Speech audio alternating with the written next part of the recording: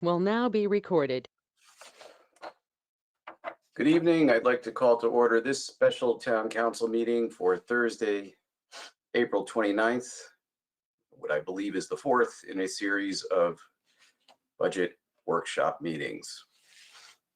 I do see some new names, faces, well, actually no faces, but for the benefit of those newly logged in, members of the public, please keep all of your microphones muted during the meeting unless you are the person asking a question. Also, kindly keep your camera inactive unless you are speaking. The system does not deal well with multiple simultaneous speakers. It's like I've never said that.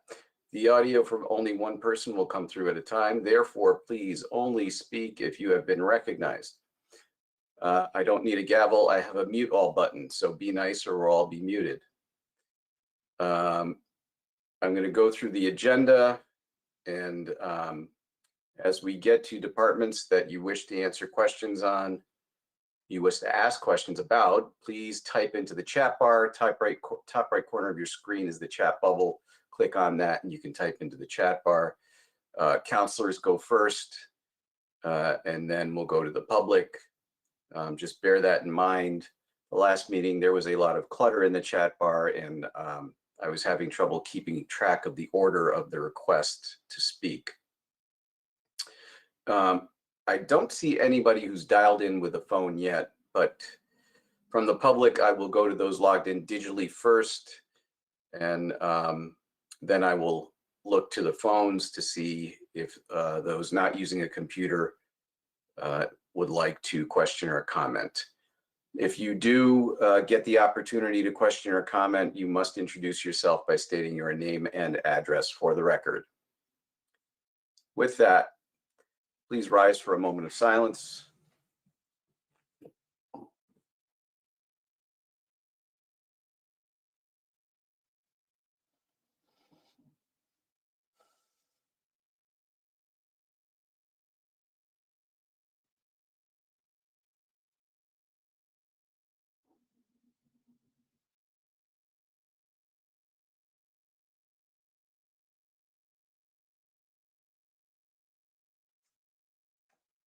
We'll have the Pledge of Allegiance. I pledge allegiance to the flag of the United States of America and to the republic for which it stands, one nation, under God, indivisible, with liberty and justice for all.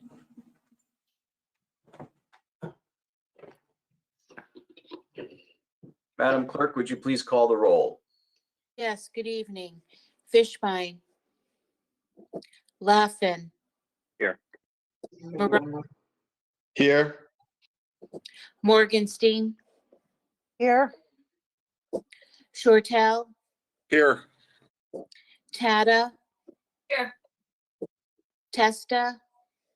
Here. Zandri. Here. And Chairman Cervoni. Here.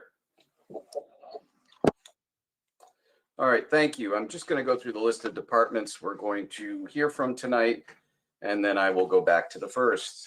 The departments on for tonight are police, animal control, fire, civil preparedness, human resources, risk management, pension, property and casualty insurance, public works, engineering, the cap and non-recurring, and the 6-year capital budget.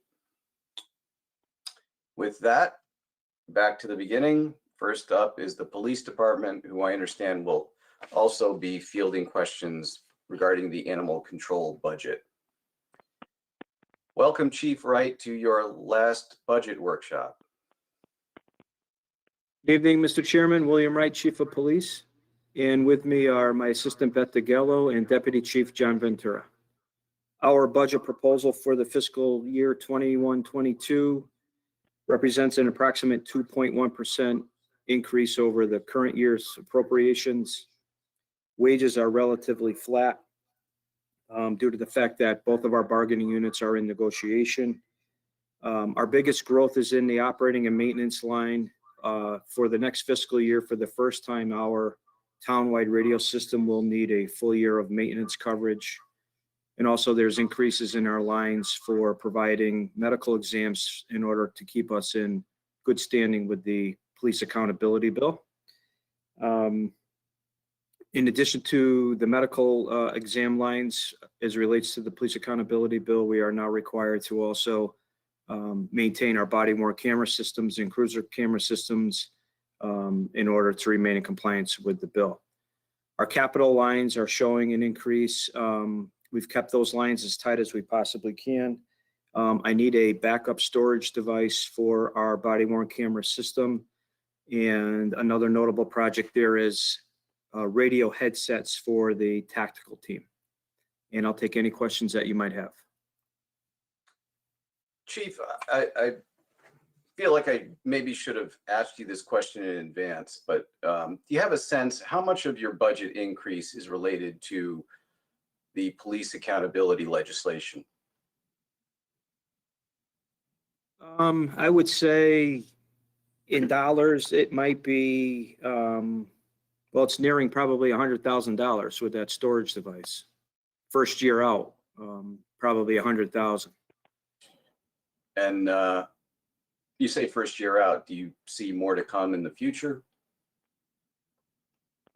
Yes. Now, I don't know what that might mean in dollars as it relates to our budget, but I certainly see the accountability bill being enhanced with more oversight of law enforcement. There is, and I don't know how this equates to dollars, but there is a push by or within the state of Connecticut to mandate that each municipality have a civilian review board for law enforcement oversight.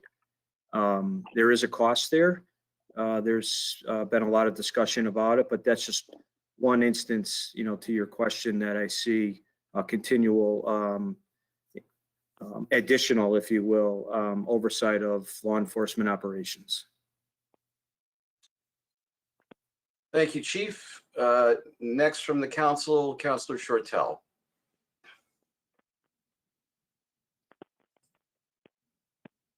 Thank you, Chief. Thank you, Mr. Chairman. And congratulations on your final budget hearing. It's my final budget hearing too. We should have a party.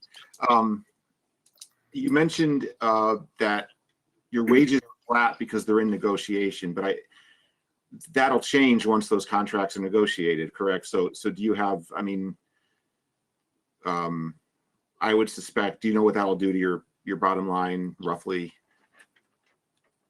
I can't say for sure, but I would say generally we might be looking at a 1% to 1.5% increase, generally. And then that money currently is in that this may be for Mr. Bose or Mr. Senna. That money is now in that contingency account, and that gets moved over next year once those contracts are settled. That's correct, Councilman. Thank you. Okay. Chairman Cervoni asked you about the police accountability bill and the dollars, to kind of equate that to dollars, and you talked about that and the impact. I'm just curious, is that worth it? Is it going to help? Is it going to make things better? Well, generally, yes. Right across the state, yes, it will. Here, some of the provisions of the accountability bill we've been doing here for decades. So some of these things that are now new to some places are very old here. So a couple of things that I'm speaking of. The law now requires that upon recertification for our police officers, which occurs once every 3 years on a cycle, that they're required to submit a urinalysis screen looking for a whole host of things. And a clean screen, if you will, is required for police officers to continue to be certified.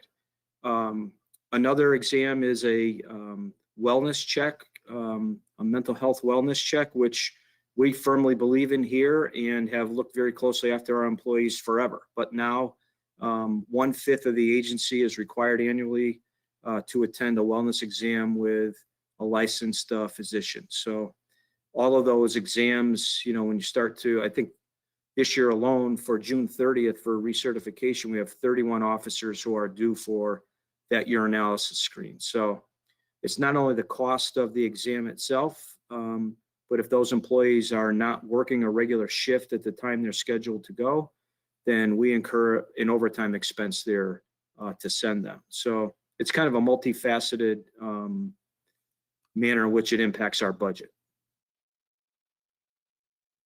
I appreciate that detail. Thank you for that. Well, thank you again for everything that you've done and that you continue to do for us. Congratulations again. Thank you, Mr. Chairman. Thank you. Up next is Counselor Testa. Thank you, Mr. Chairman. Good evening, Chief. Good evening, sir. Nice to see you, as always. Perhaps for one of the last times, but I wish you the best. I live down the street. I'll see you around the Cho campus, not because I'm trespassing on it, though, I assure you. I guess after the last couple of discussions that just occurred, I suppose I would feel more comfortable if I was assured that overall you feel that the requirements that have perhaps been put in place are in principle overall. Would you say they're a good thing though for policing in general? Yes, I would agree with you. Well, thank you. I appreciate that because I know nothing is cheap. And it's difficult, but I think I'm glad to hear that this is not something that you find frivolous or reactionary and with no merit. So that's a valuable judgment that I appreciate you making. This has come up again, and it's probably from a timely point of view. It's certainly relevant, but this has come up in many years past when I've been on the council, and that is efforts being made by the agency to try to recruit, to perhaps create a more diverse force that may reflect the society itself a little more closely. Although I do know that I've been told that our current staffing is pretty reflective of our own community, but that's not really all we should be looking for. So I'm just curious, is there anything in your budget that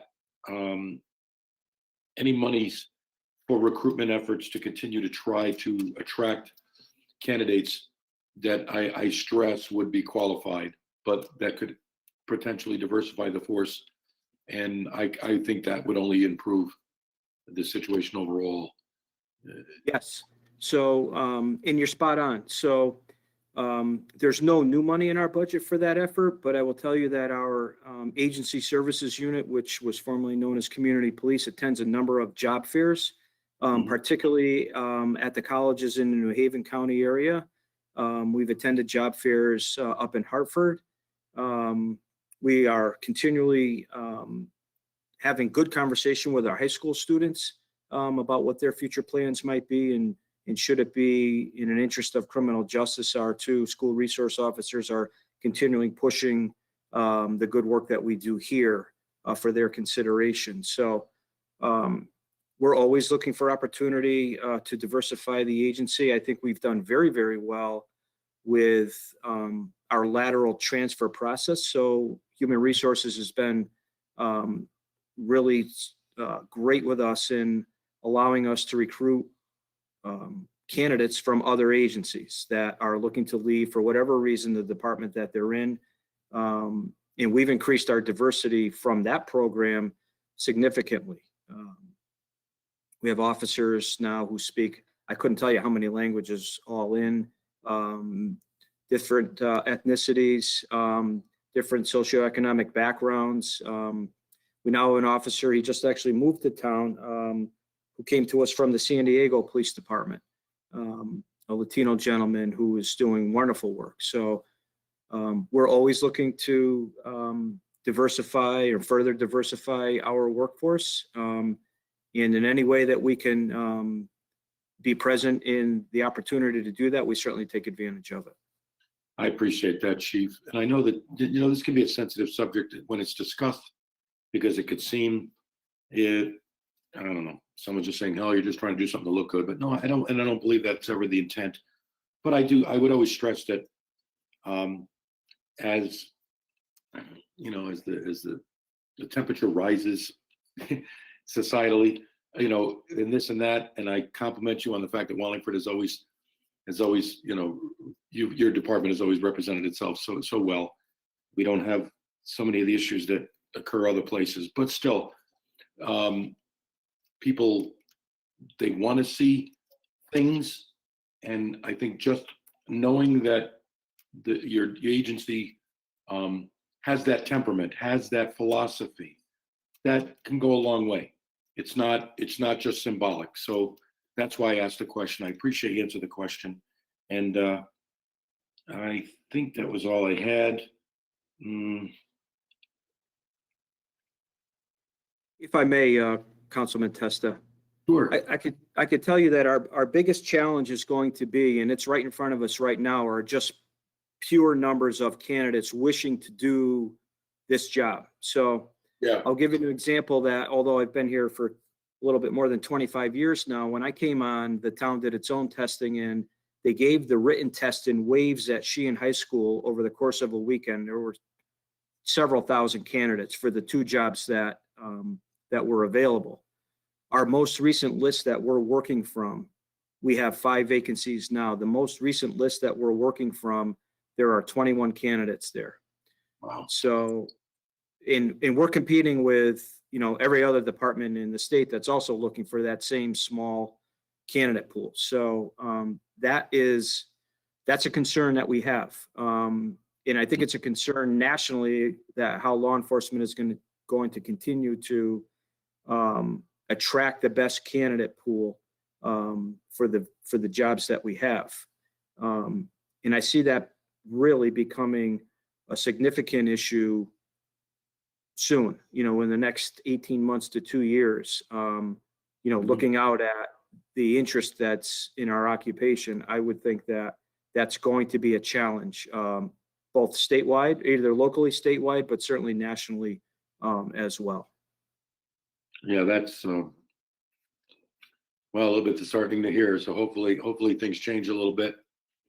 I think maybe as we all bring the temperature down and people feel a little differently, maybe there'll be more people that are interested in joining. But I think our department is one that, you know, more people should want to be a part of, and that hopefully, and we should promote that. I just want to add a quick note. You mentioned the community policing. You know, I'm in Lyman Hall, and I was so happy to see Officer Cadet get the promotion and introduce his replacement around to each classroom. Everybody should know that what he has done and what his successor will do. They're not standing by the door playing security. That's not at all their role. They're out there interacting with the students and educating the students and doing their part to create the type of, I think, relationship that will improve things overall. So he's a great guy. I wish him the best. And I want to thank you for that whole program because I think it's very successful. But I've said enough. Thank you very much. All right, before I go to the public, any other questions from the council? Then on to the public. Mr. Comerford, your name and address for the record, please. Yes, Bill Comerford, 5 Broadview Drive. Can you hear me? We can hear you. Chief, recently there was an update at the police department as far as the new building behind the existing armory and the, I want to call it the extended cable antenna, which you're familiar. What was the total cost of that off the cuff? I'm not holding you to anything. The storage building out in back, sir? Yeah, yes. I think all in, it was just shy of 200,000. I want to say 185 all in. But I will tell you this, that we got a tremendous amount of assistance from Public Works on that project. So, you know, dollar for dollar, that was probably a $30,000 in-kind service that they provided to us. And the antenna? The antenna for the radio system, the new antenna, the tower you're Yes. speaking of? That was part of a larger project.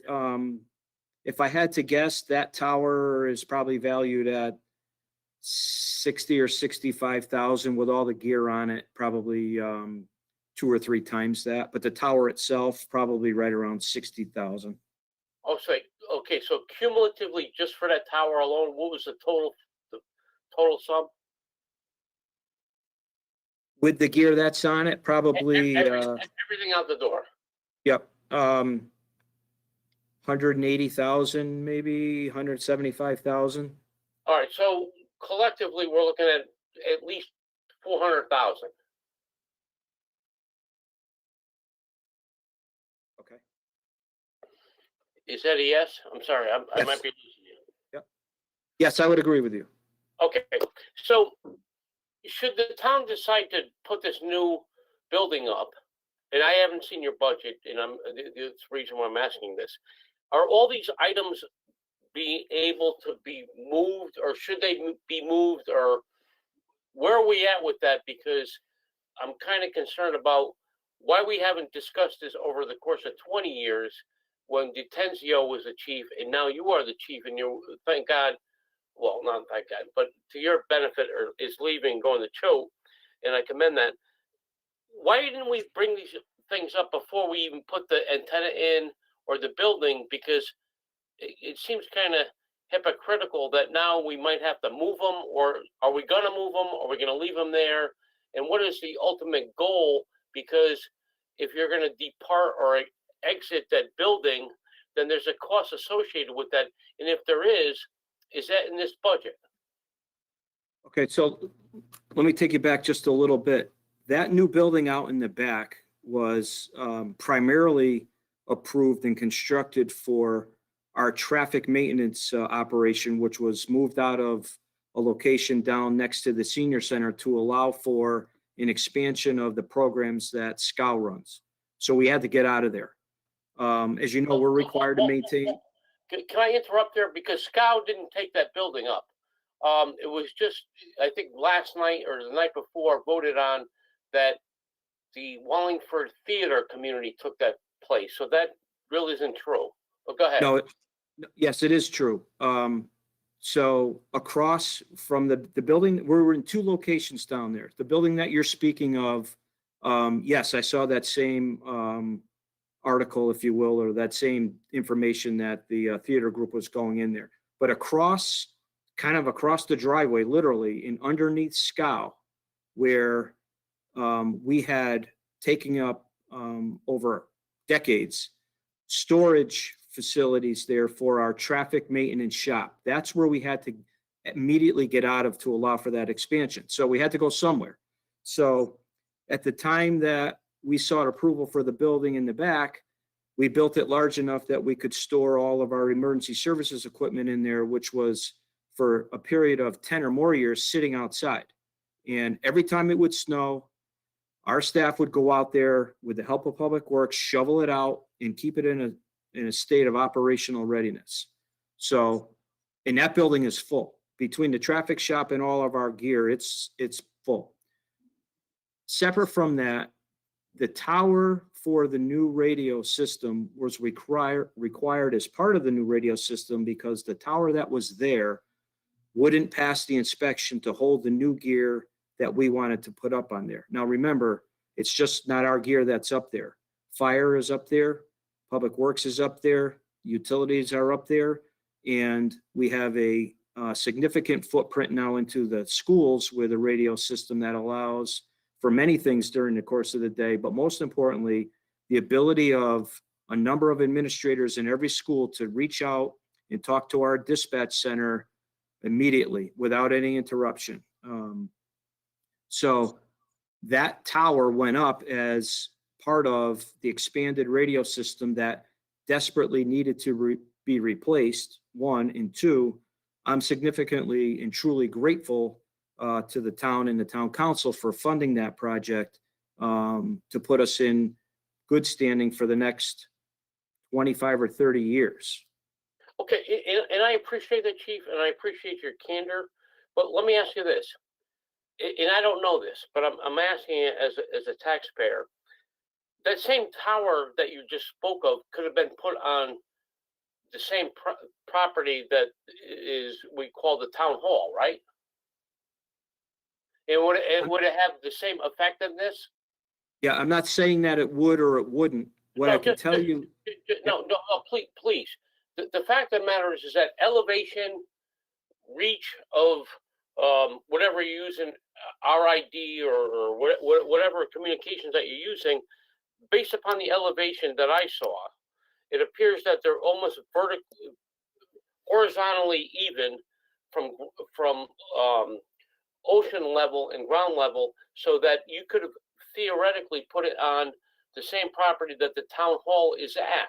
So if there was any discussion in previous years, and I don't know this, that we could have saved money by not having to move that, or anticipated that we could have put it on town hall property in anticipation that town hall is always going to be there, and that the police department was going to relocate to wherever, the new $2.5 million project, that we wouldn't be wasting that money. Was that ever brought up to you? And the question then, as far as the budget goes, is there any plan to move that? yes, that tower can be moved. Now, whether or not it has to be moved will be a decision that will be made if and when this building is sold, potentially. And even if it is sold, there's nothing to say that the town couldn't enter into negotiation with the new owner to carve out a piece of property here, to leave the tower here, and then rent space in the basement of our building where some of our other gear is. I don't know, how that decision would be made. I suspect it would be a significant discussion. But I will tell you that at the time that we started to line up the radio project itself, and the cost, the apparent cost that it was going to cost, I was part of a number of discussions, and it wasn't only what the police department or this radio project was going to need for money. It was, what is the greater need across town, and how do all these projects line up financially, and how much can the town afford to do at one time, and if there is money to be had, if you will, what are the priorities? Should it be the radio system? Should it be the North Farms Volunteer Firehouse as an example? Should it be the improvements to the Scout building as another example? And all these projects were lining themselves up, and we were told by our vendor, and it bore itself out true right at the end, the radio started to fail, that we needed to move now, or at least 4 years ago, on that system before it started to significantly fail, to the point where Motorola had indicated that parts were no longer available for that system, which we had put in 1997. So we got a lot of use out of it. So I can't say whether or not it can be moved, whether it should be moved. It can be moved, but I can tell you that that was the discussion that went on. What are the priorities that we need to assure our community from a public safety point of view, that we are capable of providing the high level of service that our community demands from our first responder network. And I understand that. And first off, I'd like to speak. I don't like to get cut off by Chairman Cervoni, and I want to make that publicly announced. My question, Chief, is, again, couldn't that originally been built at Town Hall? And you have fiber optics, right? Within that spectrum between the police department and Town Hall, is there not fiber optics? I believe that there's a fiber optic line that runs from in front of our building over to Town Hall. We're not connected to it, but I can tell you that the technology that we're on is still microwave. It's the most reliable, framework for us to be on. So it's not fiber, it's microwave. Okay, but the question is couldn't that antenna have been put at Town Hall? Yes or no? Yes, I suspect that it could. Okay, so it could have been, so we wouldn't have to be encumbering this financial burden again to potentially move this to another location. So if it was done at Town Hall, and if Town Hall was never moved, unlike the Armory or the police department, it would have been a better decision. Is that fair for me to say? I suspect it would be an option. Okay, thank you. Now my next question is, neighbors and the Neighbors app. Why doesn't the Wallingford Police Department participate in that? And is that in any of the budget? The Ring camera system you're speaking of? No, the Neighbors application, because I've called many, well, I didn't call my wife. I had an individual that tried to break into two of my BMWs and my Mercedes not that long ago. And the person was dressed up in a hoodie, and they were 2 feet, maybe 2.5 feet from my front window. And unfortunately, it was in the middle of the night, 2:30 in the morning, and my wife was trying to get on the Neighbors app and so forth. And Wallingford Police Department, thank God, showed up. And some of the officers that showed up said that they partake in the Neighbors app so that they can get some type of knowledge as to what's going on. Well, this guy was 2.5 feet from me. And my front picture window was 16.5 feet long as I walked alongside of him, and it wasn't pleasurable, I'll tell you that much. At any rate, what I'm asking is, why does the town police department participate in? If they don't, what funding does it take? Because if I have to pay for it myself, I'm willing to donate as a tax donation, which I'm sure I can do. I'm hopeful that I can do, to get the town of Wallingford to participate in that neighbor application so that all the neighbors, whether it's me or whether it's Bill Dickinson or Chairman Cervoni or Tom Laffin or Shortell or anybody else, that we all know what's going on within our town, within our community, what's going on, like Cheshire does. So, in Chief, I'm just looking to see if it costs something, what does it cost? Can we put it in the budget? And or why are we so reluctant to do it? Because when the police, and there was many of them that showed up, they encouraged it. Matter of fact, what they said to me was that they sit down the street and they watch that so that they know where these I'm not saying crimes, these acts of whatever are committed. Well, I'm not saying that we couldn't do it. To your point, I know that a number of our officers have that, app on their phone. We're not adverse to it. If you wanted to give me a call tomorrow and you and I can have a deeper conversation about it. In the meantime, I can get more information on it and we can see where our best move forward is. We're not opposed to having a conversation about anything. But Chief, I'm not asking. What I'm saying is that most communities around us seem it as a successful endeavor, like Cheshire, Hamden, Meriden, and so forth. Why do I need to call you? It doesn't work, or what do I benefit by calling? Because if Cheshire works, Hamden works, Meriden works, why haven't we implemented over the past? Whenever it was introduced 4 or 5 years ago. Why did you bring it in front of the town council? And is it a cost? Is there a cost associated with it based upon your budget? In other words, it costs $1,000, it costs $500, or it costs $50,000, but it saves over the longevity of it because we have a town-wide availability to the community to benefit them. Okay, I have not requested of either Mayor Dickinson or the council funding for that, so I haven't been denied by either party. And I'm not opposed to it. You seem to have some knowledge of it. That's why I indicated that if you wanted to give me a shout, we could have a deeper conversation about it, but we're not opposed to it.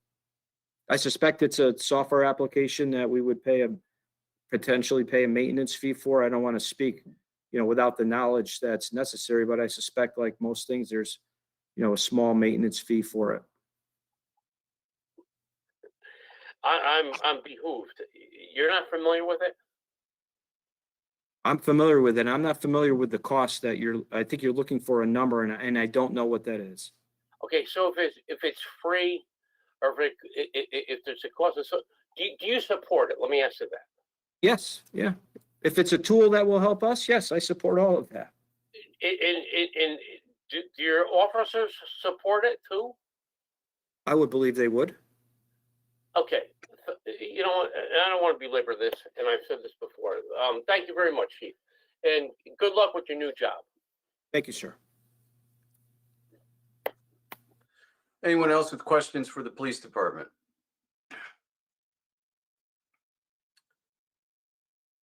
All right, before we move on, any questions regarding the animal control budget?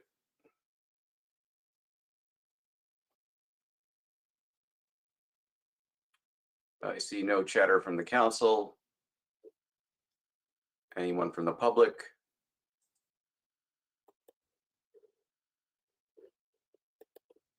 Anyone on the phone?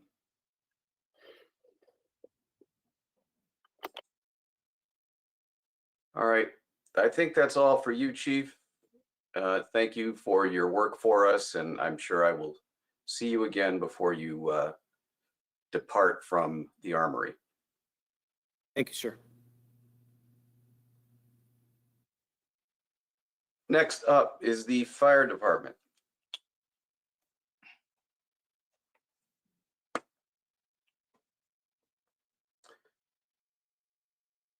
All right, good evening, Chief Zentner, Chief Wilson. Good evening, Chairman. What's going on in the fire budget? Okay. Well, thank you, Mr. Chairman. Good evening, counselors. Thank you for the opportunity to present my opening statement and provide an overview of the fiscal year 21-22 Department of Fire and Emergency Services budget to you tonight. We, as your fire chiefs, take this responsibility seriously, and we take into consideration the needs of the community, the public's expectations of service delivery, all while balancing it with what the town can afford and is willing to pay. I'd like to preface the fiscal year 21-22 budget request with a review of changes made in the last fiscal year, as this is one of the biggest operational changes the fire department's made in 40 years. The Department of Fire and Emergency Services now consists of 4 divisions: Fire Rescue, Ambulance Transport Division, the Fire Prevention Division, and the Volunteer Division. The fire department underwent an operational restructuring in response to several challenging issues that we were faced with. First of which was a shortage of available paramedics and firefighter paramedics locally and nationally. The pool of candidates for these positions is very small, and the departments that offer paramedic service are competing for this limited pool of candidates. The fire department was faced with executing a response model that was effective and sustainable for the future. Other factors that influenced these changes were the increasingly longer wait time for mutual aid commercial ambulances when the fire department ambulance was unavailable, long response times in the northeast part of town in I-91, generally 10 to 12 minutes, the lack of available personnel to respond to multiple and large-scale incidents, and the decline in volunteerism due to time commitments, social economic factors. The decline in persons wanting to enter into the career in the fire service, partly due to the prevalence of increased cancer cases amongst members and other inherent risk and injuries associated with the profession, also comes into play. The new response model and staffing plan was implemented with the support of the mayor, the town council, and firefighter union IEFF Local 1326, and was implemented on July 1st, 2020. The Fire Rescue Division staffing was slightly reduced through attrition. The number of paramedics needed per shift was adjusted. Previously, we had anywhere from 4 to 7 firefighter paramedics needed per shift, and we adjusted it to 3 firefighter paramedics required per shift. This is a wiser use of those resources. An EMS lieutenant was added for day-to-day supervision of the EMS delivery, QA/QI process, medical supply inventory, and surge response capabilities to ALS type incidents and fires. The BLS Ambulance Transport Division was created. The transport capabilities were increased from 1 full-time ambulance and 1 part-time ambulance on duty to 2 ambulances on duty 24/7, 365. Also, response redistricting of the town and the new emergency response assignments were created to accommodate the 3rd career engine company and equitably distribute the emergency responses amongst the 3 career companies for maximum effectiveness in response times and coverage. The slight reduction in overall number of members in the fire rescue division created 14-person fire rescue platoons. The 13-person minimum manning that is required provides for a cushion of one position before replacement is needed, thus essentially creating a man-for-man overtime fill to maintain required staffing levels. During this current fiscal year, at one point, we had 4 members on long-term injury and 2 open positions. Currently, we have 2 members still out on long-term injury and 1 on modified duty. Those factors had a major impact on our replacement account. A review of the replacement account over the last several years has shown that the account was not adequately covering the total liabilities of the account, which covers injuries, sickness, workers' comp, FMLA, etc. Over the last several years, in response to the shortfall in this account, fire and emergency services were reduced and outside training was cut in order to direct the funding into the replacement account to cover the shortage. With the new staffing model and service model, that ability to cut or reduce services for cost savings measures is no longer an option. My budget request has included funding for our total liabilities in the replacement account. We are working closely with human resources to create pathways to fill firefighter paramedic positions by establishing a lateral hiring process where we can offer experienced firefighter paramedics an opportunity to work in our department from other communities.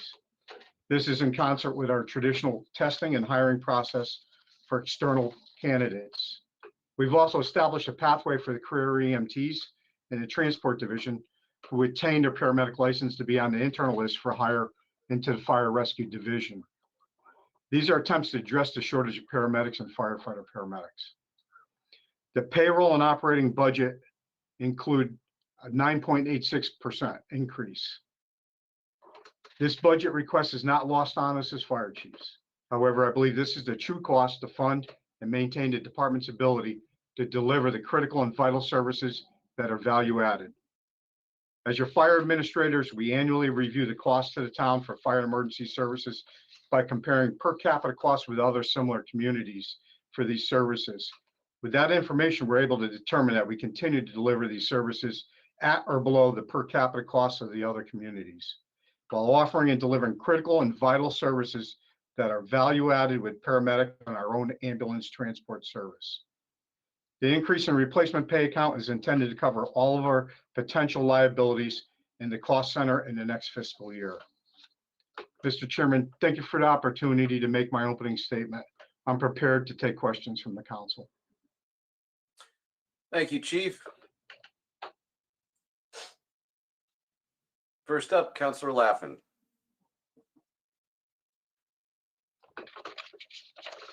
Good evening, Chiefs. How are you guys tonight? Good. How are you doing, Councilor? Good, good. And so for full disclosure for everybody else too, I did speak with the Chiefs earlier because of all the questions that we have been asking over the past several months. And there's no doubt about it, the increases in this budget versus the other budgets. You talked about the 9% increase in the pay lines. There's significant increases in the pay lines from the replacement pay, which likely brings us closer to what we've actually been doing when we move around all this money throughout the year. I wasn't sure if you wanted, can you address those lines more specifically about why we see such a drastic shift now and not before, and kind of what has gotten us there? Well, certainly, Councilor. Especially it's prevalent in our replacement pay account, which is our biggest account, which we do. We replace people when they're out on vacation. In the past, in reviewing it, it doesn't appear that we actually were planning on all our potential liabilities in that account line. Make it a little bit simpler is that we weren't really planning on that many people being out on injury. They were hoping that a lot of people weren't out on injury to make it through the year, but hope is not a plan. So what we've done is during the course of that time, in the last couple of years, they were able to move over and reduce paramedics on the engine companies. They would take Rescue 3 out of service. We were able to reduce Rescue 3 to 1 person. not put the second ambulance into service. Those reduced services impacted the town, but we were able to save some money. We also would go and cut external training. In order to have a progressive fire department, we advocate that we need to have training. We train daily in-house, but we also garner additional advanced training outside of here. Okay, and then you just talked about how we would take, like an ambulance offline or something to save money. And we've talked in the past about taking Rescue 3 offline through different budget payroll cycles or whatever it is. So how many ambulances are we usually running at a given time? We are running 2 ambulances full-time, 24/7. Okay. And is that the goal? Like we're great, we're happy with it. Are we looking to add additional ambulances, or is there a demand for more? We just don't have the money at this moment. Like, what's the kind of long-term plan there? Well, Counselor, that's a great question. We're continually evaluating how this is going. It's doing as it's intended to do. Those are busy. The unit utilization is high with those ambulances. They're doing, probably in 1 year, they'll be doing well over 4,000 calls. And we are looking, there's a lot of mutual aid coming into town, which equates to longer wait times for our residents waiting for an ambulance. Last month, we just looked at the numbers. We had a mutual aid ambulances on 911 calls come in 100 times last month. So we'll continue to evaluate, and there is a possibility we may start looking at, should we be increasing service to the community, can we? And when you say mutual aid ambulance, is that a fire ambulance from another town, or that may include Hunter's ambulance or one of the other private services? Well, our mutual aid ambulances include Hunter's, AMR, Nelson ambulance. Then it does go out to North Branford ambulance, where they have a third party, Vintech, that runs that ambulance service. And our 5th ambulance is Durham ambulance. Okay. And training, and in our discussions, or out of meeting discussions, side discussions, we talked about how really at the end of every year, or I don't want to say the training was padded, but training was cut and transferred over in order to handle replacement pay issues. And you felt coming in that you wanted to maintain the training line, and that's why you put more of a realistic number in the replacement pay, which mirrors more of what we've done. And looking back, and other counselors, Fortel, I want to give credit to him too. Looking back, we realized we were probably, even at the time of budget, we were granting totals of $700,000 or $800,000 when we had spent more at that point in the year. And I think there was just this overall poor planning cycle. But the training, does that include, because we've talked about this over the last year too, training with volunteers, and then how are we gonna, because we've seen those numbers go down, and that's been an issue. So how does that integrate or include or not include them? Well, that's a great question. This year, we work with the volunteer leadership, and we listened to what they had to say about how they wanted to go about getting recruitment and retention of members through initial training. So with that, we took in account this called volunteer drill attendance training, recruitment and retention. And it was initially used to have $4,000 in it yearly, where they would fund a lot of their training nights for refreshments and things like that to entice people to come down. We ended up requesting $64,500 extra in that account to create a cost center for the volunteers for training, with a total of $68,500 requested in this budget. We believe that this is a great idea for them. It earmarks money that's directly for the volunteers to use for recruitment and retention. It will cover new people that come in for firefight. What we envision is firefighter ones and EMR or EMT medical training. It will cover those costs. We are currently working out a method of how we're going to do that, and Deputy Chief Sam Wilson will be overseeing that project to ensure it's being administered correctly. If you want additional information, I can have him weigh in on that. Chief Wilson, I don't know if you have anything you want to share just based on Chief Setnar's. Yep. Not too much more to add right now.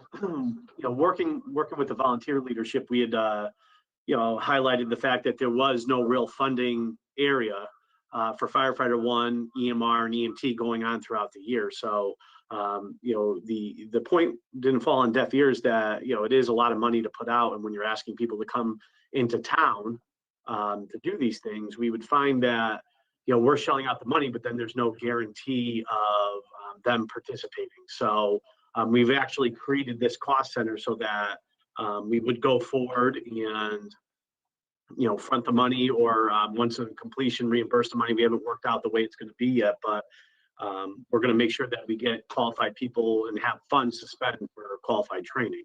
Also, there's a capital line item, I don't want to jump ahead too far, that earmarks $30,000 for volunteer PPE. Another problem that we'd always have is that they would bring in firefighters, or they'd want to bring in, or they even would just get somebody with a fire certification, but there was no money to buy a set of PPE for them, full turnout gear or just EMS gear. One of the things that I did with the support of the chief when we came in was we even got EMS gear for the EMS only people, because it's appropriate that they would have some kind of level of protection. But there was no cost center for those kind of things. So this really develops close to $100,000 in cost centers for the recruitment, retention, and training of volunteers. So, what Chief Sutton was saying, are you going to be working with the chiefs to help them develop or do these programs, or is this kind of all on them? Like, there's a pool of money, tell us how you, so you guys are working with them to make sure the programs are successful. 100%. Taking input and having buy-in is just something that, especially Chief Setnar believes in. And, good policy just doesn't come from one person. So that's right. What we're going to be working with, get their ideas, how it's going to work. And really, I guess my initial idea is that I'm just here to make sure that I can help them administrate. I'd really like to see it come from the volunteer leadership. Good, yeah, no, because I think there's just a deep volunteer tradition in town as well. I know a lot of the firefighters and chiefs in the past have come up through the ranks and through the volunteer ranks. I think, the whole farm team thing, and Chief Setnar, you mentioned that the other day. You'd like to grow your own from with a career or from volunteer through career. That's correct. And I think it's a great way, and it's very fitting to the whole Wallingford model of just kind of our community. So speaking of the model, this whole redo, this budget, all these budget changes. So you are comfortable going forward, either as acting chief or whatever that may become.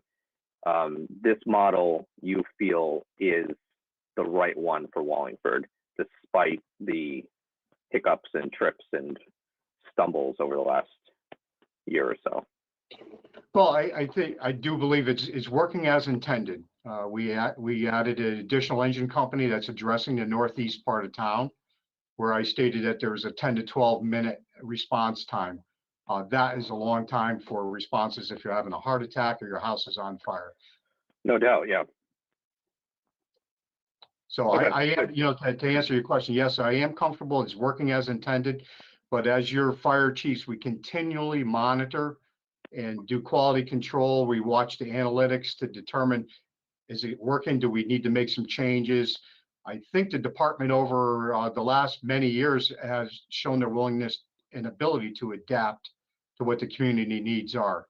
And that's what we base it on. What does the community need? What do they expect for their service delivery? And so the issues with, so we've kind of chalked up a lot of the issues over the last year, not just with the replacement pay and balance, but there was the whole hang up over EMTs are different than firefighters as a classification and treating their hours. And that was just something everybody missed. Nobody saw was coming. Nobody thought about it. Kind of everybody shares fault and missing out. And now that's been corrected in this budget. And now we're all set. Like, is there still going to be this gray area that we're trying to find? We believe so. Unfortunately, none of us were FLSA attorneys, and it really is a specialized area, and nobody caught it through the negotiations. And by the way, I do want to say that the EMTs that we hired for the ambulance transport division, fantastic people. We've had them here up and running for almost a year, These folks are working hard in our community. They're doing great work out there. They're doing a fantastic job, and we're happy to have them. We really got some quality people when we did that. So I feel really good about that. I know Chief Wilson does also.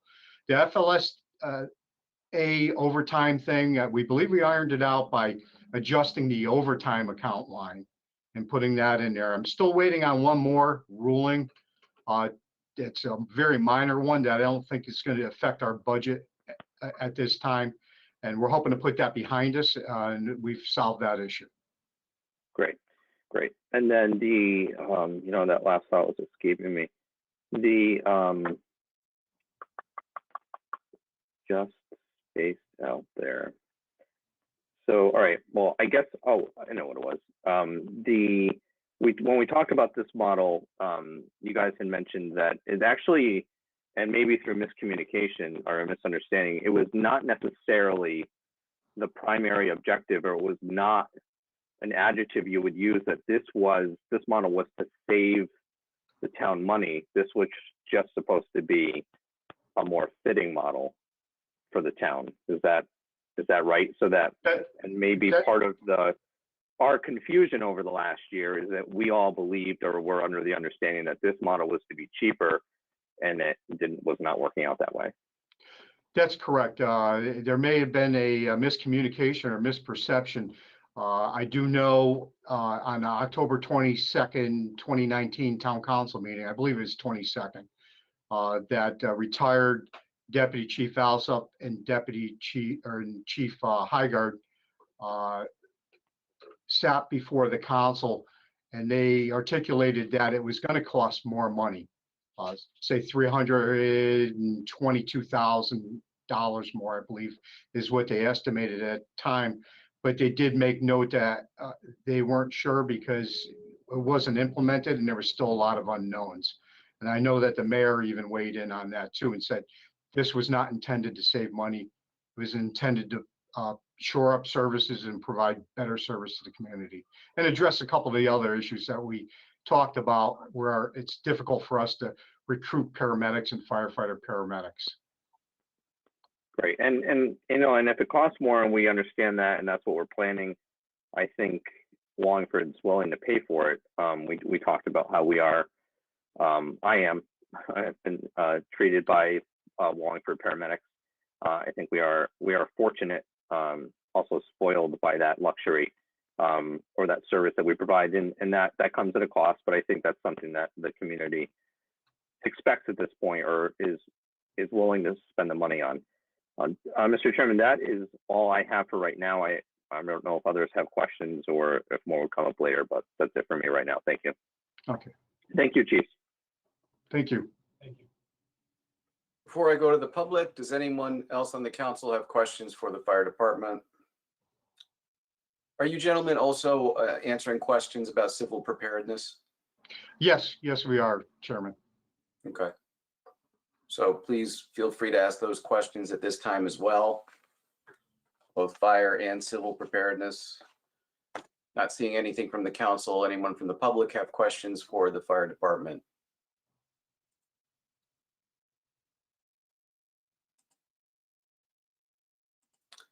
Mr. Comerford. Yes, Bill Comerford, 5 Broadview Drive. As far as generators go, how are we prepared for that as far as a mass, I don't want to say exodus, but a mass catastrophe in the town of Wallingford? Good evening, sir. Well, I can currently, the former Station 5 at 143 Hope Hill Road, where emergency management is based, is designated as a small shelter over there, and that has generator. And hold on, say that slow because I'm trying to picture in my mind where it is.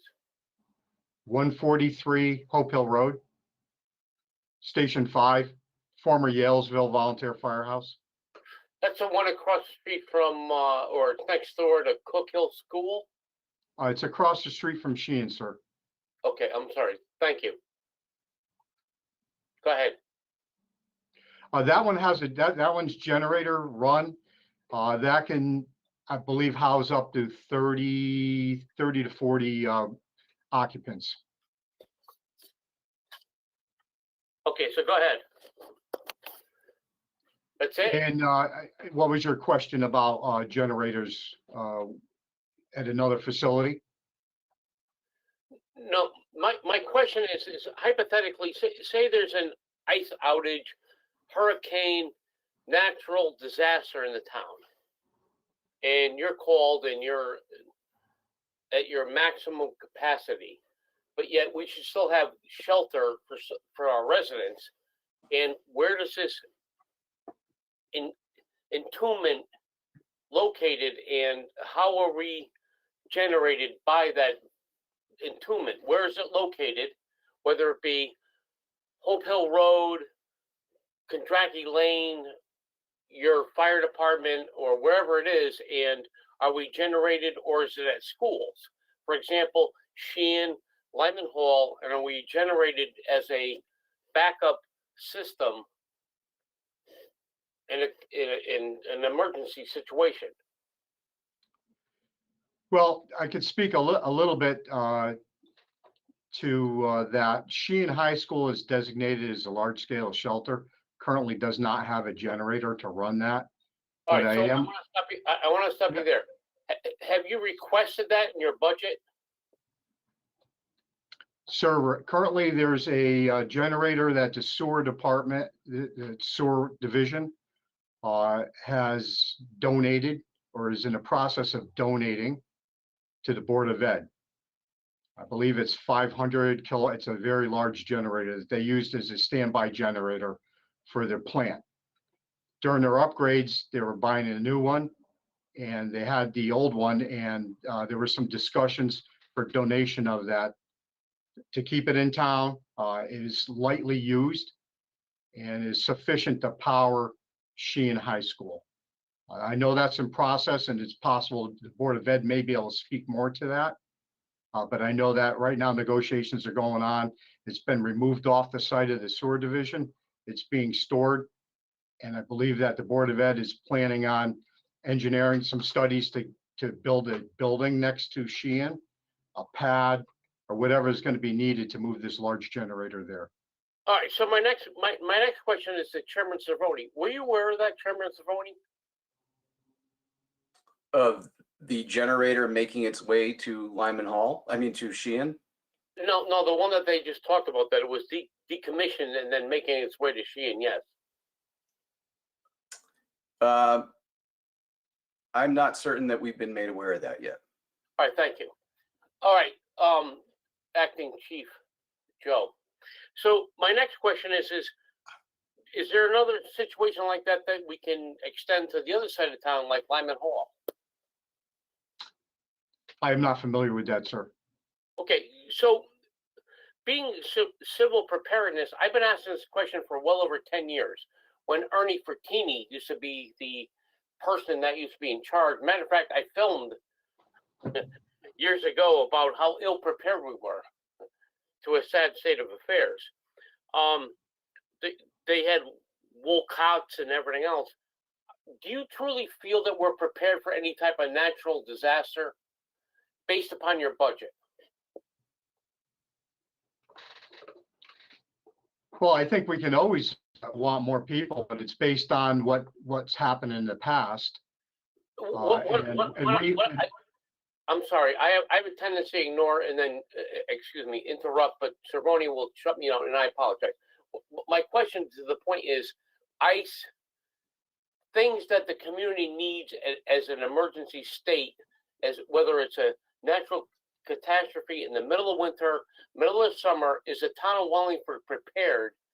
And whether it's a hurricane and so forth, where we don't have the ice, we don't have the ability to house people, we don't have water, sewer, or anything else, and we have the ability to do a micro area, are we prepared? That's the, and if not, is that in your budget? And hopefully that soon it will be, in order to prepare ourselves for a natural catastrophe like we might experienced out west or an ice storm?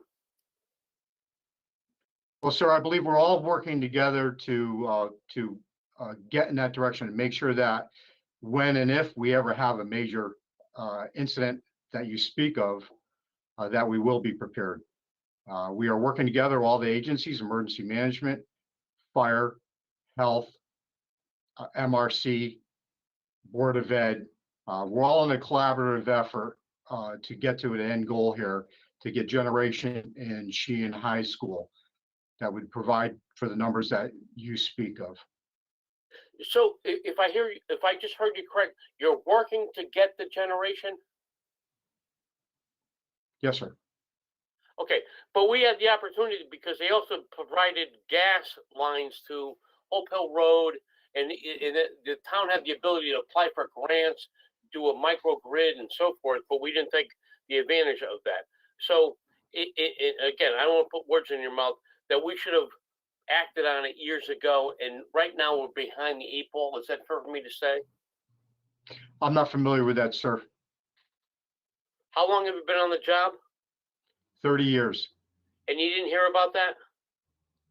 I've been You hear deputy about the chief. ability to apply for a microgrid, and the microgrid was available like Woodbridge? Sir, that didn't come into my wheelhouse as a deputy chief or as a battalion chief. Okay, so now that it is in your wheelhouse, would you suggest it? Because you have virtually have a small community there. You have Sheehan High School, Moran, and the fire department within a microgrid based upon the grants that were available. Would you suggest applying for that if should it come again? Yeah, I think that's as a concept, I think that's a viable concept.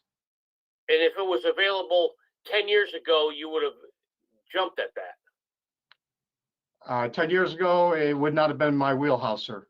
I didn't say that. I said you would have jumped at it now as your current position. Quite possibly. I'd have to evaluate it. And like I stated, it'd be a viable concept. Okay, so what are we doing moving forward based upon your budget to protect the citizens of Wallingford based upon a catastrophe? I'm concerned about ice, water, whether it's summer, winter, situations that we can't control, but yet Sheehan and Lyman Hall aren't really set up for that. Are you in discussions with them as to how we can potentially, hopefully, use those two entities or buildings to house people just in case an emergency happened? Is that in the budget? Mr. Chairman, he keeps saying, he throws in the word budget, but these are all operational procedural questions that have to do with emergency preparedness plans and whatnot that are talked about here and there and all the time, and the chiefs have meetings for. This doesn't have to do with any line of the budget or anything like that.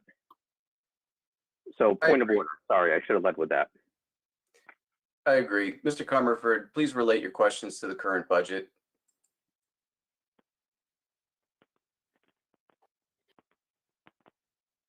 My question then would be is, as far as preparedness for emergencies for the town of Wallingford and the ability to raise funds to get generators or anything, have you ever raised any kind of funds for exterior generation to provide for funding for the protection of the community of the town of Wallingford? I think he's already Chairman. said this, not in this budget. Well, I'm asking fundraising. No, sir. Okay. Okay, so my final question is, I'm always restricted as it's opposed to this specific budget. My question, Chief, is, or Acting Chief, is, do you suggest anything that I suggested would be a benefit to the town or the community, regardless of budget? Yes or no?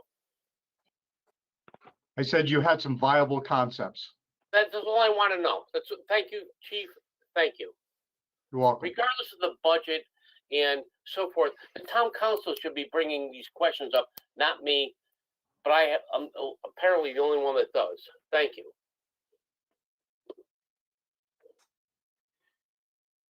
Anyone else from the public and anyone on the phones have questions for the fire department or civil preparedness?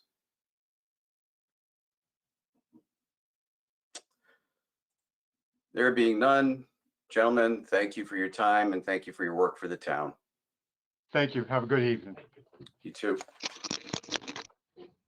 Next up, human resources.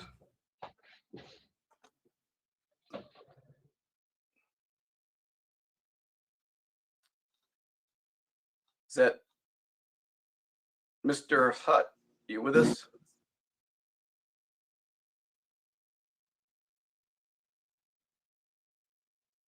I see you logged in and your mic is unmuted, but I'm not hearing you. Mr. Chairman, Mayor. yes, I just wanted to mention on the HR budget, I think it is line consulting services. Is that it? Is it consulting services?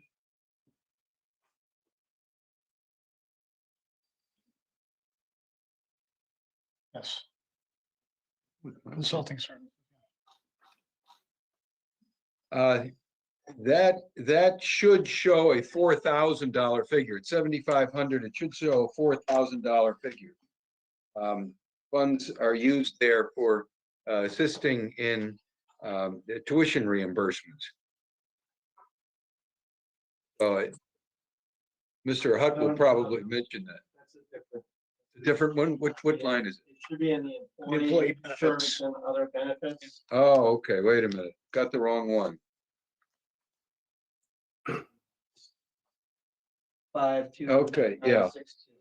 College tuition. It's 52962 in employee insurance and other businesses. That could be $4,000 instead of 7,500. Okay. All right. Sorry. Saved $3,500 right there. All right. All right. And Chairman Cervoni, can you hear me now? yes, you are caller number 4. Right. This is Jim Hutt, Town HR Director. For some reason, my headset's not working on my town computer, so I'm calling in from the office phone. Well, here you are. What do you got for us tonight? Okay, very good. Well, I'm on the call. Kurt Schreiber, the risk manager, is on the call as well. Good evening, counselors. The budget figures for fiscal year 21-22 represent the projected cost of services to town residents as well as town employees. Of the total figure, close to 97% of the budget is for providing benefits, workers' compensation payments, pension, recruiting, and property casualty insurance for all town departments, to include the classified service positions in the Board of Education. We do fund their pension contributions. So the budget reflects what we expect to provide in services, as well as funding for related HR activities that do arise during the fiscal year that we need to, take care of right away. So I do know that there were some questions from the public. I'm not sure when you want those to be responded to. Well, out of respect for the council, if you could take questions from them first, if there are Sure. any, and then we'll answer the questions that were emailed in. Sure. All right. I'll be more than happy to take any questions that may, that the council may have. We'll give that a minute. I believe the council are all logged in digitally. First question from the council is from Councilor Shortell.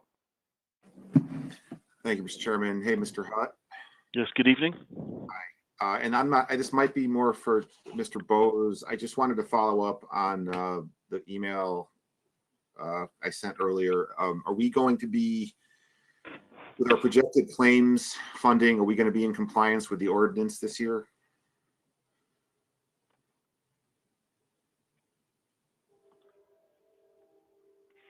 I'll have to defer that question to Jim Bowes.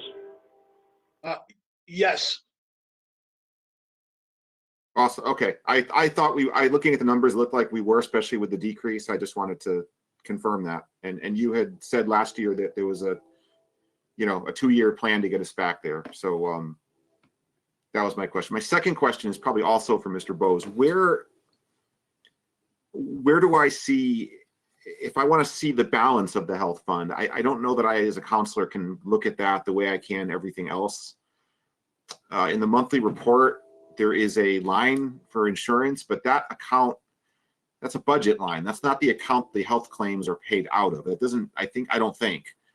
Can you shed some light on that for me? Is there a mechanism where any counselor could know the balance of the health fund once a month, just like we have all those other, balances in that report?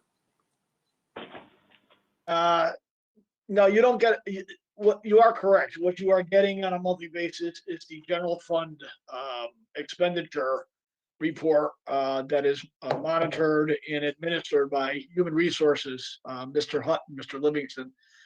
The self-insurance health fund is a separate bookkeeping fund. There is no line item by line item authorization to spend, if you will. It's just it's where we pay the claims and administrative fees from.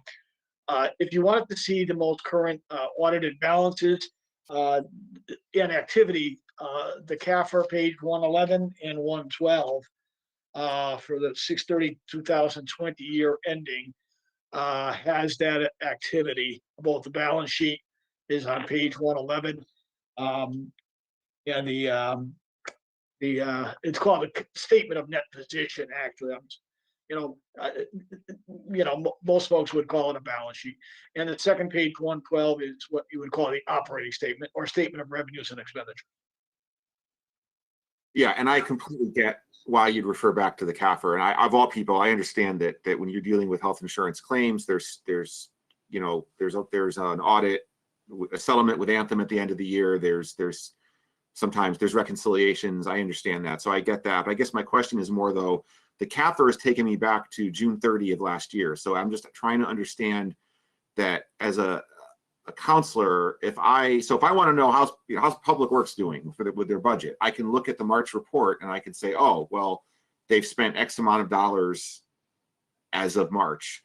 So I could do the math. Well, they're at budget, they're running a little bit low, they're running a little bit high. I'm just trying to understand as a counselor, how do I know?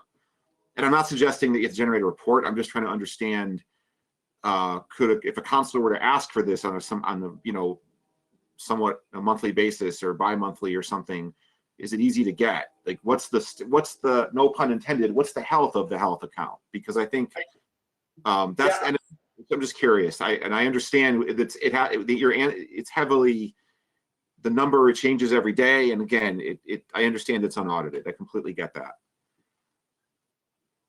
Yeah, we would be able to run something. Again, it's not showing a budget per se, but it would show the expenditure summary through that period of time. Right. Understood. We could run something like that. Yes. Okay. And I'm not even asking for it. It was more of a hypothetical. That's all. Understood. Yeah, that's fine. But that's okay. Just some, this comes up a lot, so I'm just going to ask again, just more to get it on the record. I think I know the answers. Mr. Hutt, I think the last time you put the stop loss out to bid, we got a lot of declined quotes. Is that true? Yes. When we put this out, the prior insurance consultant, Milliman, had put that information out to the vendors, and no one would even bid on the stop loss. At least that's what we were told. I remember. But we recently went out to bid, and effective July 1, which includes the stop loss insurance, the bid was awarded to Anthem Blue Cross and Blue Shield for the next 3 years. So we just went out to bid for health insurance. Oh, wow. Okay. Great. As an employee of Anthem, great. Glad to hear it. We kept the account. the last time, and again, just to get it on the record, because it'll get asked. The last time we went out to bid, Siegel is our consultant now. Siegel is our consultant right now, yes. And that's within the last 2 years, 3 years? I'm sorry? When did we get Siegel? I'm sorry. When did we go out? We went out to, we switched from Milliman to Siegel a couple years ago, I think. Right. This is the second, I believe this is the second year that we've had Siegel. And it's a 1 year extension right now. They've agreed to hold their, it was a 3 year bid with a 2 year extension, and we're coming up on July 1 for a 1 year extension with Siegel. So, they are go ahead. Sorry. So they are the insurance consultant right now. Okay. All right. Thank you. Again, that's all I have, and I do want to take a moment to thank you specifically for always putting up with my emails with different stuff with COVID and stuff that I come across at work, and I appreciate you always listening, and just thanks for everything that you do. Well, that's my pleasure. Thank you. Next up from the council, there's nobody in the chat bar. Any members of the public have questions regarding the human resources budget?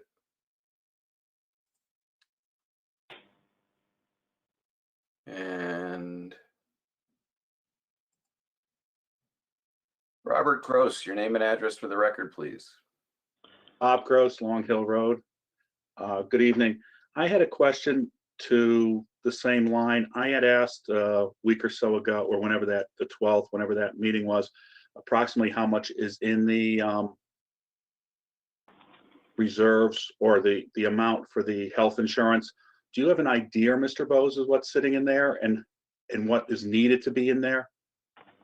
Good evening, by the way, and welcome and congratulations on your soon-to-be retirement. Thank you.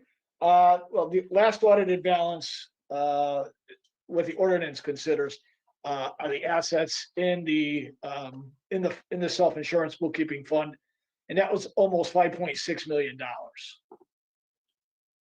When was that, though? June 30th, 2020's audit. Okay. So you since then, do you have an idea of how much is in there? Our consultants did project a beneficial year, but we obviously we do take that with a grain because it's a wild card. You really don't know what's going to happen. You've had some good experience, like most places have, because of the COVID-19 pandemic bringing about less, I'll call it more elective type of procedures and things of that nature, which we think will, start to catch up over time, probably within the next couple of years. So it's very, very hard to project health insurance. It's really a wild card, Bob. What is the amount that's needed in there by I assume you have whoever is your guidance on this fund, what's the amount that you need as a minimum in there or a maximum in that fund? Do you have an idea? It's approximately $5 million. Okay, so you're at 5-6 now, and you're probably, so when you're saying they're running at a generous pace for this year, I use the word generous, I don't know what word you used, I forgot. You foresee that probably hitting over 6 million then this year? That's what they were projecting for us, yes. Okay. The TPA, did you say you went out to bid for that already? Yes, we did, but I'll let Mr. Hutt fill in those details if you don't mind. Sure. So for health insurance, Bob, we, by the ordinance in the town, once every 5 years, we have to go out to bid for health insurance. And so we just did this past fall and concluded the review by Siegel, the January, February, March timeframe, and that bid is good for 3 years, effective July 1, 2021. we went out to bid for the health insurance as well as dental. And do you know who was the low bidder? The low bidder was Anthem Blue Cross and Blue Shield. Dollar amount. I mean, well, you normally have two packages. One is dollars and one is the ability to handle the claims. So they were the lowest cost provider. Overall, I don't have the document in front of me. I mean, that information would be down in the purchasing department, but based upon the results and information that I received from Siegel, Anthem Blue Cross and Blue Shield was who the bid was provided to. Well, I understand you said it's provided to them, but if I remember last time you went out to bid, you have like Part A, Part B on those kind of bids, and you weight the averages. You have so much is for the cost of the premiums and so much is for administrative abilities and all that type of stuff. I was just wondering who came in as the lowest bidder dollar-wise. I believe it was Anthem Blue Cross and Blue Shield. I don't have the document in front of me. I understand. I just didn't. If I may, Mr. Gross and Mr. Hutt, Jim Boats, Jim, I think you're correct. Part A and Part B. Part A was the Anthem, the network per se, if you will, the breadth or the wideness, the width of their network. They were given the highest score, I believe, and their price, I believe, was slightly than I believe Cigna. Cigna was higher or lower? I believe Cigna was higher. Okay, and because you broke up, sorry about that. I didn't hear I'm you. sorry. Yeah, I know there from what I remember. Okay. That's what I remember. If it was, I know it was very, very, very close. Yeah. Did Aetna bid on it? I'm just wondering how competitive it was. I'm not sure. I don't remember that. I don't know if Mr. Hutt does. I do know. I believe United bid. United Health, but I think they were way out of the running. I don't remember if Aetna did, to be honest with you. Thank you. I think, Bob, we only had two bids for the health insurance. The other one was Cigna, if my memory serves me correctly. Sure. And do you send, and just out of curiosity, do you send these to the major players like Mr. Bose mentioned United, and there's Cigna, and there's Aetna. Do you send them to them so they're aware that you're looking for this?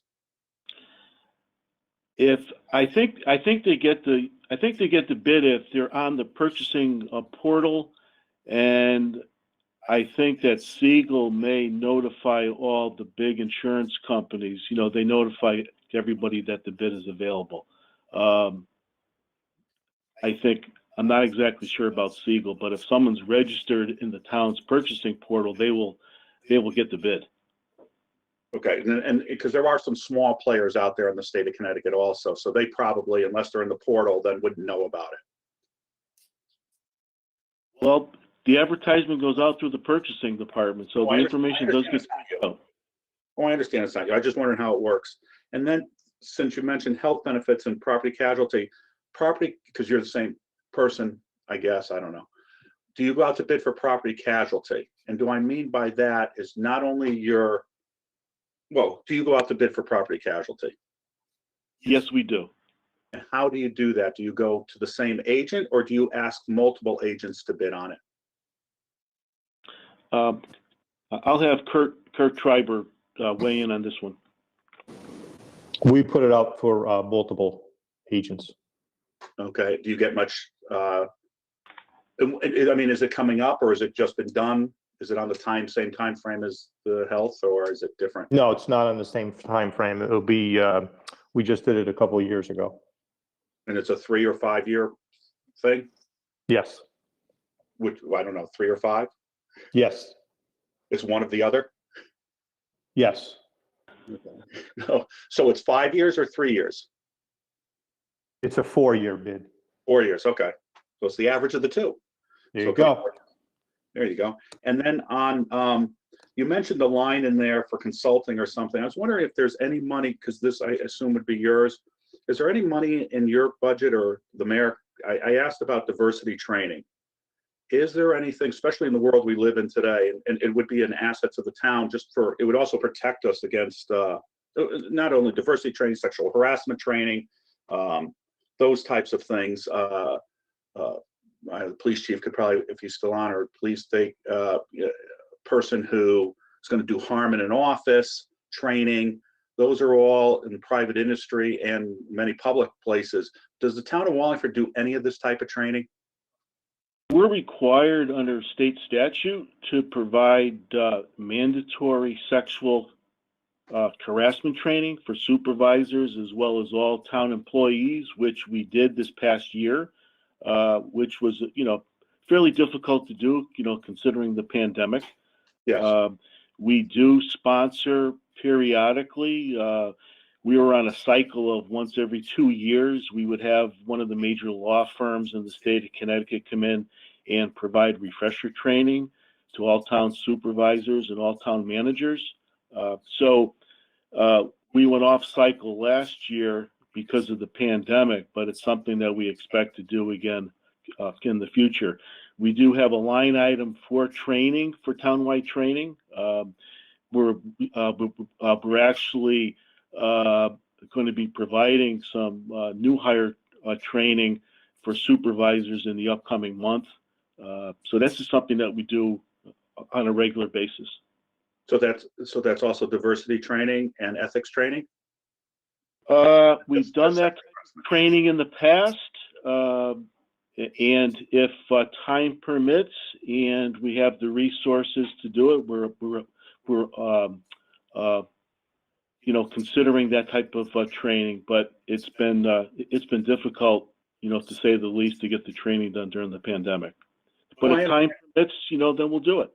I understand during the pandemic, and I'm not questioning anything. If anything fell by the wayside over the last 12 months, of course, it's more than understandable. And even over the next few months, while things try and get back to normal as best as can be.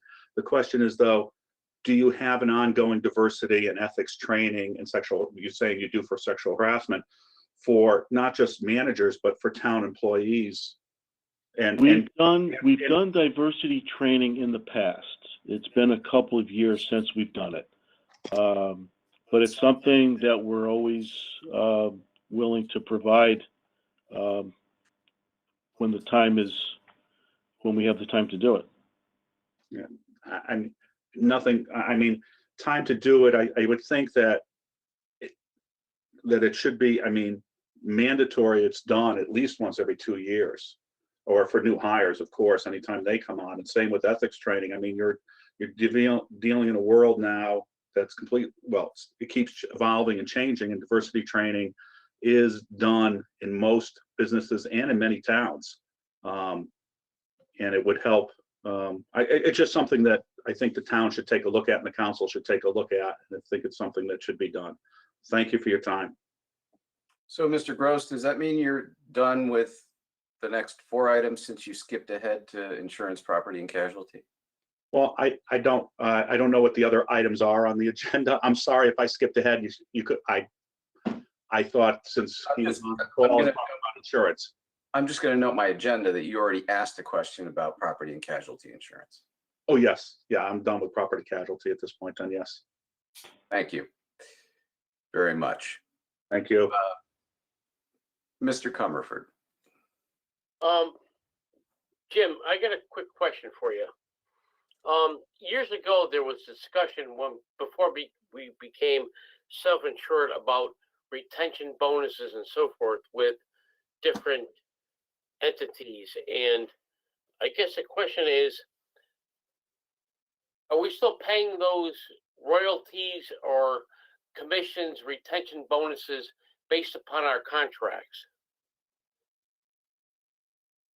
I'm not sure I know what type of bonuses you're referring to.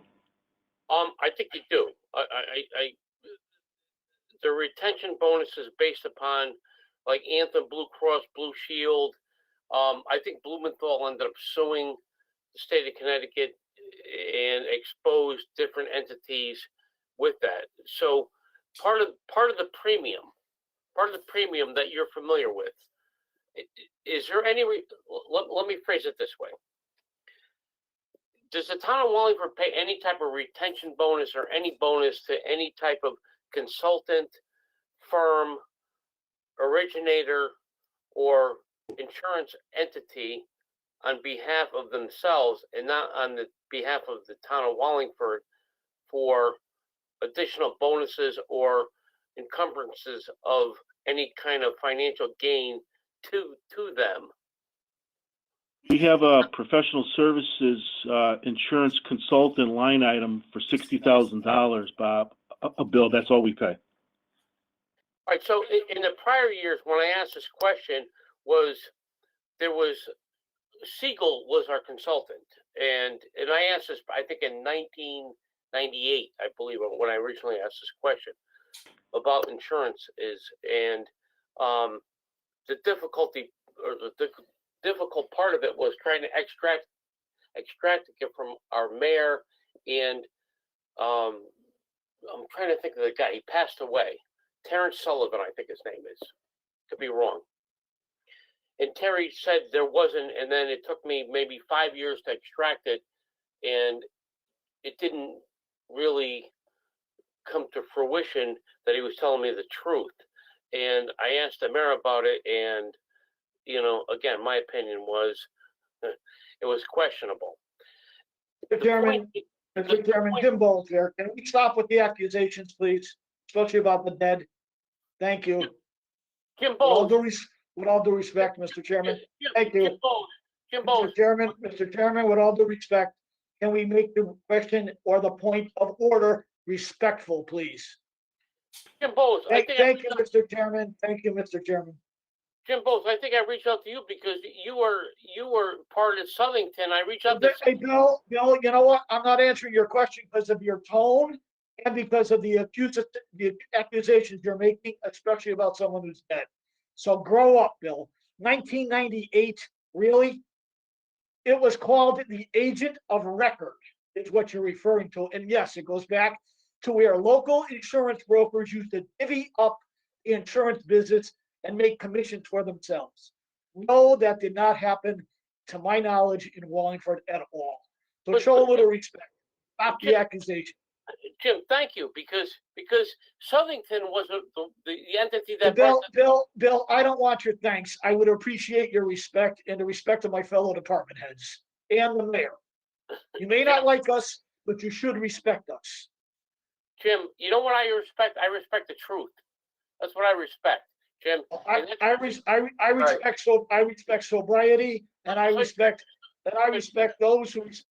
All right, I've just muted everyone. We're not going to have an argument continue like this. This is getting personal, and it has little to do with the budget. Mr. Comerford, if you can focus your inquiry to the budget, you can please wrap up. I think you started off by saying that you had a short question. And to make one statement, I commend Jim Bowes regardless of that, because the only reason why I knew about this was because of Jim Bowes in Southington and this whole thing. So because of that, and I reached out to the people from Southington, that I educated myself on self-insurance. And in my opinion, that's the only reason why we are self-insurance, because I brought it up. So my point is, or my question is, since we became self-insured, how much money really have we saved? And is it cumulative based upon even COVID that we generated a savings based upon the COVID, unfortunately, environment? And how does that play into our future savings down the road? So, Mr. Chairman. Mayor. Yes. We're mixing and matching terms that create great inaccuracy. The town is not self-insured on property casualty insurance. We are self-insured on health insurance. The property casualty insurance is bid. A long time ago, it was handled differently. It's a bid item, as our risk manager indicated. It's publicly bid, and we received the property casualty coverage. The health insurance is an entirely different story. We're self-insured. We directly pay medical bills. On the property casualty insurance, the property casualty is paid by an insurance company. So there's no similarity between the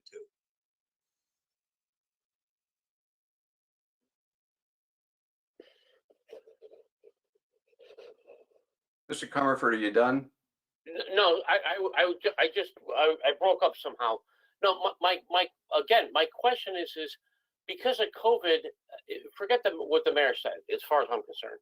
What I'm saying is that as a whole, how much have we saved collectively because we're self-insured on COVID because of less of claims? I have to assume that that's part of the equation. Do we have that number? Mr. Hutt or Mr. Bose, if you have that information tonight, fine. If not, if you have to look over a couple of years of trend to answer it and you don't have that information tonight, please let us know. But yeah, Mr. Chairman, the insurance costs go up every year. There's no way to show a savings. It's a different mechanism we are using to manage the issue of either paying health and claims or property casualty claims. Health claims, the town of Wallingford pays dollar for dollar what the medical claims are. You can argue we've saved money in terms of how much we pay the insurance company. At this time, the insurance company receives an administrative fee. That administrative fee is less than we used to pay them because we would pay them a premium that included not only the administrative fee, but also all of the payment of medical bills. Now, the town of Wallingford pays the medical bills. So it all depends upon how many claims there are in a given year. There's no way to analyze whether overall you're saving any money. Every year it depends upon what the claims are and what is the worth of those claims. Well, if you want to believe yourself, Mayor, then that's fine. It's simple math. Claims against your premiums. So you have a plus and you have a minus, and then you can identify if you're ahead or below the curve. The fact of the matter is that I'm asking Jim Bose or whomever's in charge of this fund where we are, especially becoming self-insured. Because once we become self-insured, which we did, we should know where we are based upon the scale. Are we above? Are we below? And that's my question.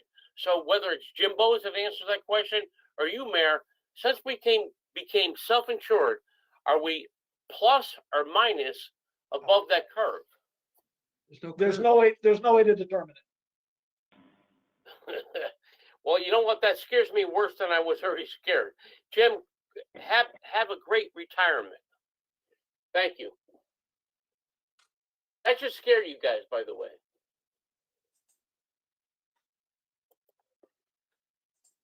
Yeah, there's lots of scary stuff going on here. No, we're not going to continue this. Mr. Shortell. Thank you, Mr. Chairman. I was going to respond to a few things, and now I'm just trying to process all this. There is no way you would have had. All right, let me just back up. The mayor basically covered it. So let's just go through a few quick things. Self-insurance, you pay it, as the mayor said, you pay as you go. Self-insurance is like your credit card bill. If you don't spend any money, you don't pay anything. If you have a bad month, you pay stuff. Being fully insured is like your car insurance. You pay a premium 3 times a year, 4 times, whatever, however often you pay. Whether you get into an accident or not, you're paying the premium.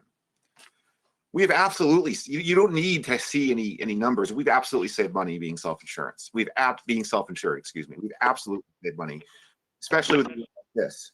But there's no way to actually quantify. You'd have to get a fully insured quote from the insurance company every single year, and then at the end of the year compare it. So it's, but common sense, as the mayor said, common sense dictates we're paying less to the insurance company, but really it's all driven by healthcare claims. Some years they're going to be high, some years they'll be less high. There was a question earlier about who went out to bid. Would Siegel? Of course Siegel would put this out to bid with all the major carriers. Of course they would. Nobody, Aetna did not know about it. If Siegel is a major carrier. There's one other thing I just want to, Mr. Bose had said we have $5 million in the account. That is exactly where we should be. I was looking at the data that we received from Anthem. Our projected claims are on 25.6 million for the coming year with the renewal. So 20% of that is $5 million. So we are exactly where we need to be. And then the last point is we do have a feature called monthly rolling cap that caps the town's monthly liability. So even if we have a really bad claims month, we're not going to be on the hook for more than 1/12 of basically $30 million. So I won't get into it any further than that. But the bottom line is we are in really good shape with the health insurance, and everyone should feel confident that we are in good shape. So that's all. Thank you, Mr. Chairman.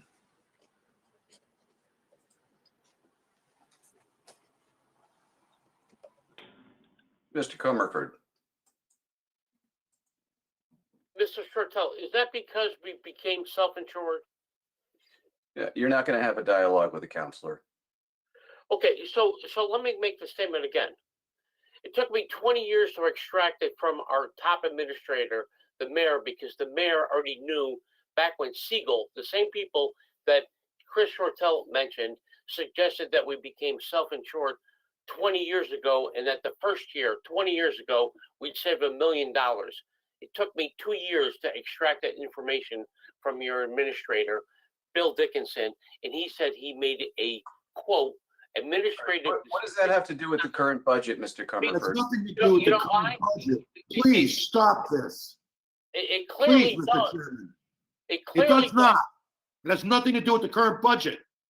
All right, who's this? Absolutely ridiculous. All right, Mr. Testa, we're all going to reel ourselves in.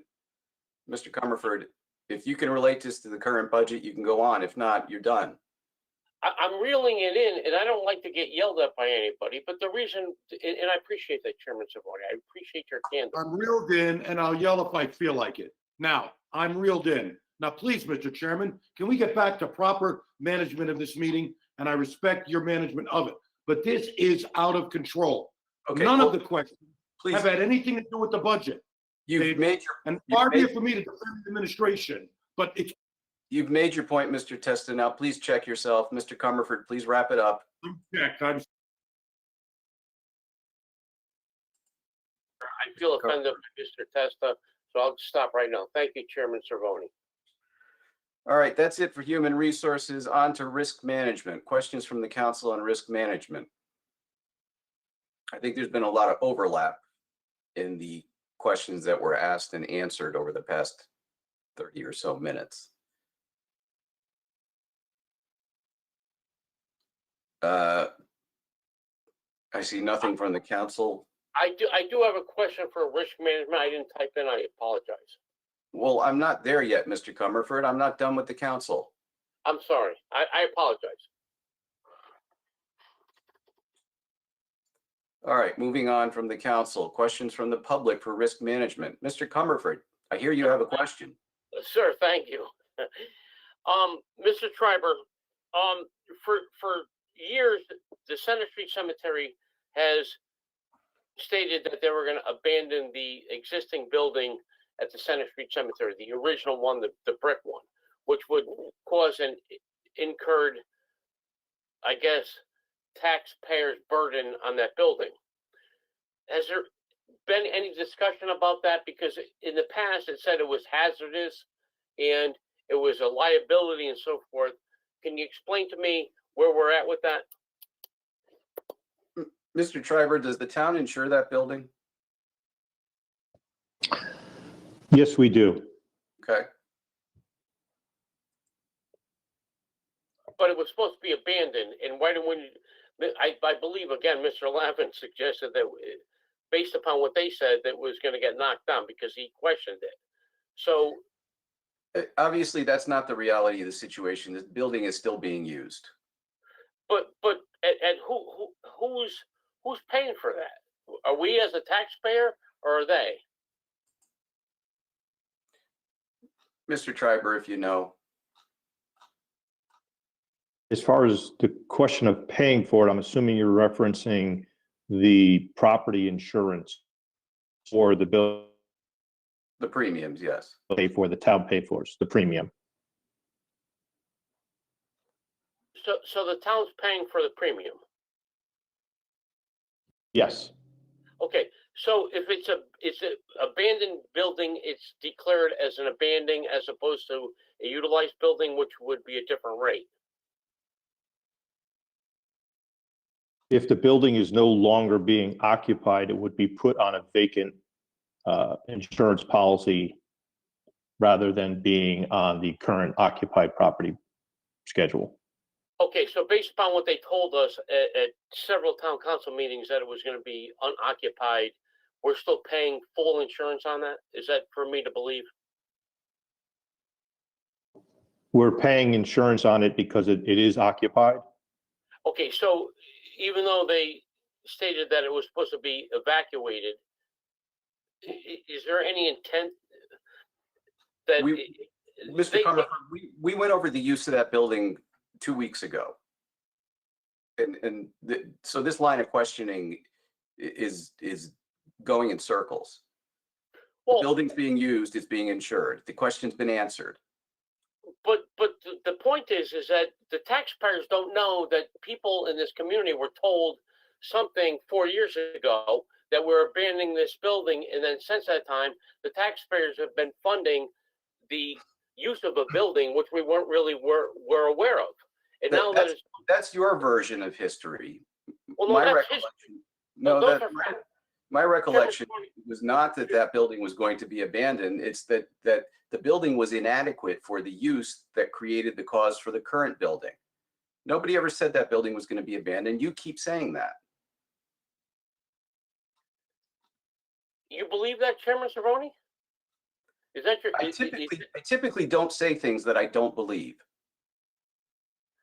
So there's newspaper articles, Chairman, and Mr. Gouveia said it on 3 separate occasions at a town council meeting, but yet once I bring it to you and I give you the tape of him saying that, and you don't allow me to play it, and you shut me down, you still don't believe it, right? Is that what I'm to believe? Let's talk about the budget, Mr. Comerford. No, Chairman Cervoni, let's get to that question. No, Mr. Comerford. This meeting is about the budget. If you have questions about the budget, they will be answered. If you have other questions, then find another opportunity to ask those questions. I am only entertaining questions about the budget. So based upon the budget, that building should have been condemned because it was considered condemned when they made the statement that it was unsafe and so forth. So the point is that why is the town, as a risk manager, putting any money into this, and is it a risk?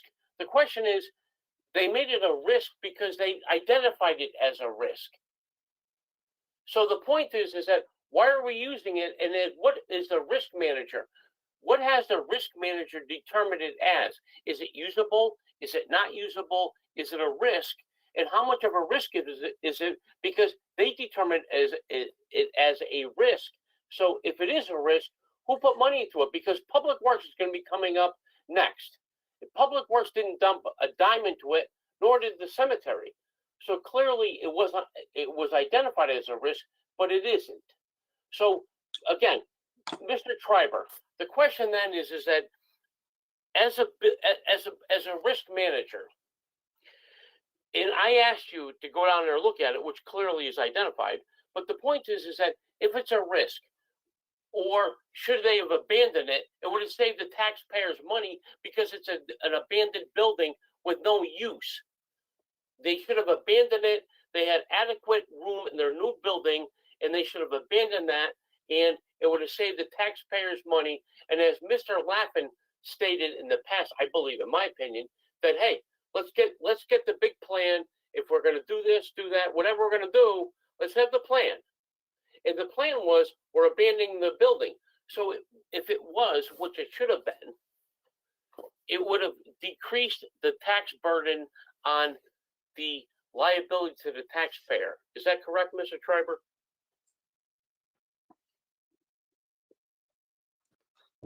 I don't have the figures in front of me as far as what we're currently paying for the insurance on that as it would compare to it being put on a vacant property schedule.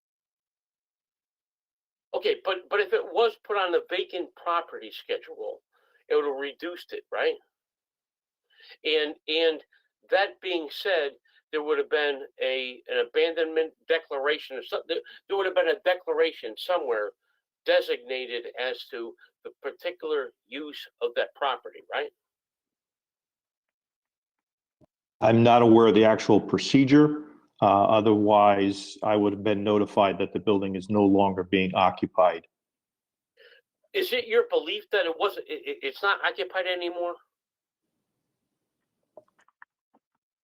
I'm not sure I understand the question. I've never been informed that the building has not been occupied. Okay. The question is that they built a new building and they made the comment at 3 separate town council meetings that it was no longer going to be used.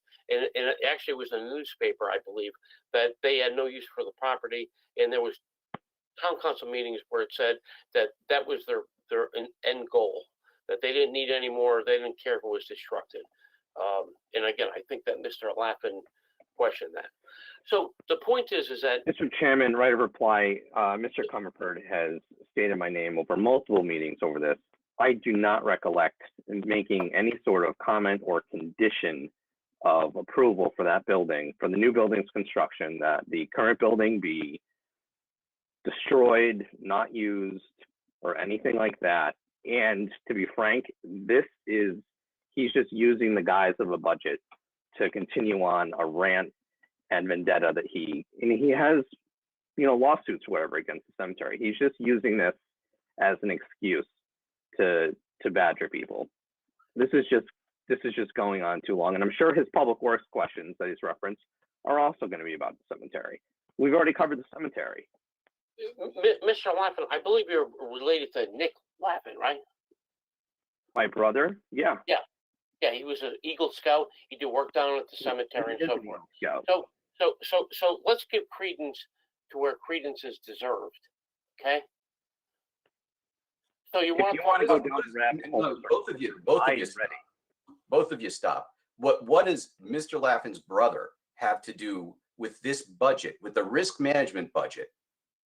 You better have a good answer. The reason being is because a lot of people, Eagle Scouts, did a lot of work down at the cemetery where it pertains to back to the cemetery. You're not talking about the budget right now, Mr. Comerford. Okay, well, neither was Mr. Lappin. He was responding to you because you consistently accuse him of saying something. So at some point, there's a consequence for your words. And same thing for you, Chairman Cervoni. So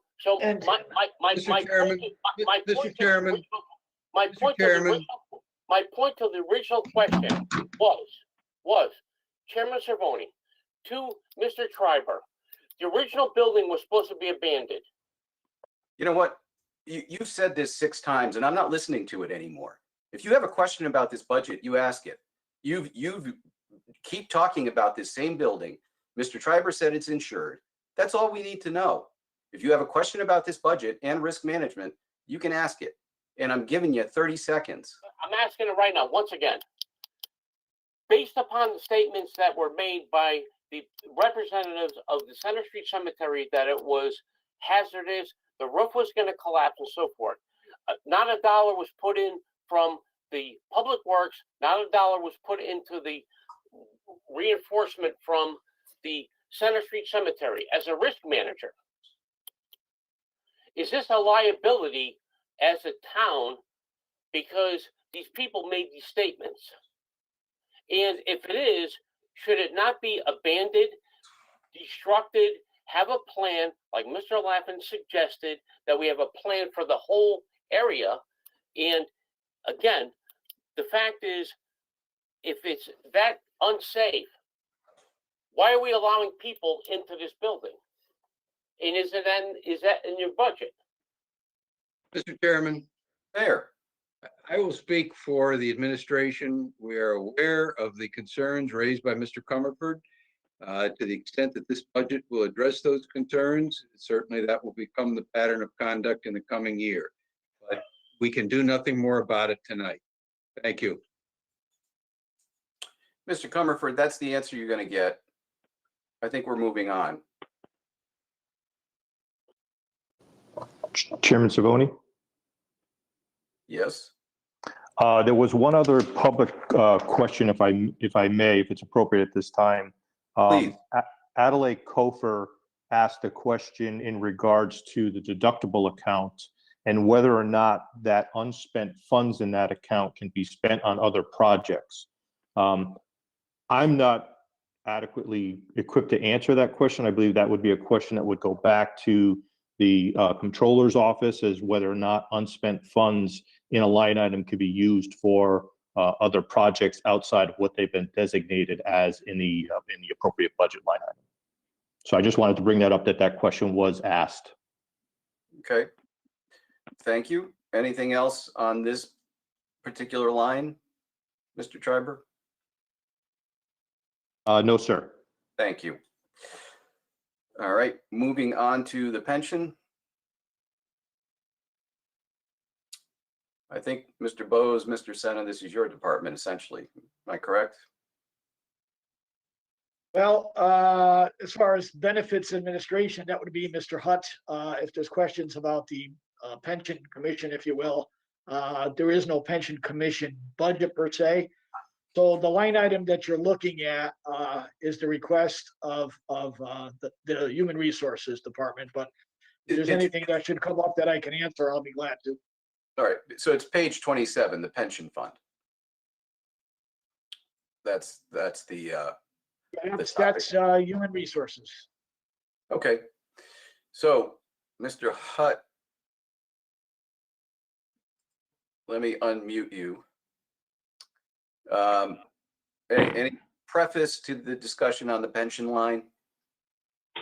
Let me just, now, I don't want to, I think this has to go back to Jim Bose. This has to do with the assets, Jim, of the pension fund?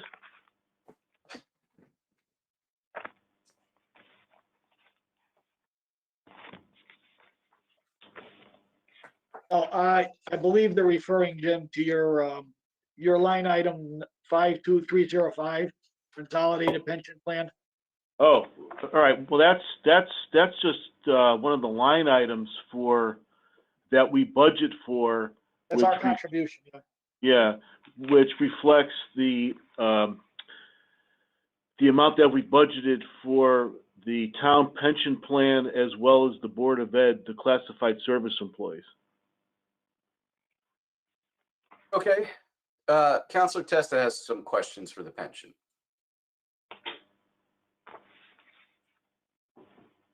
Okay.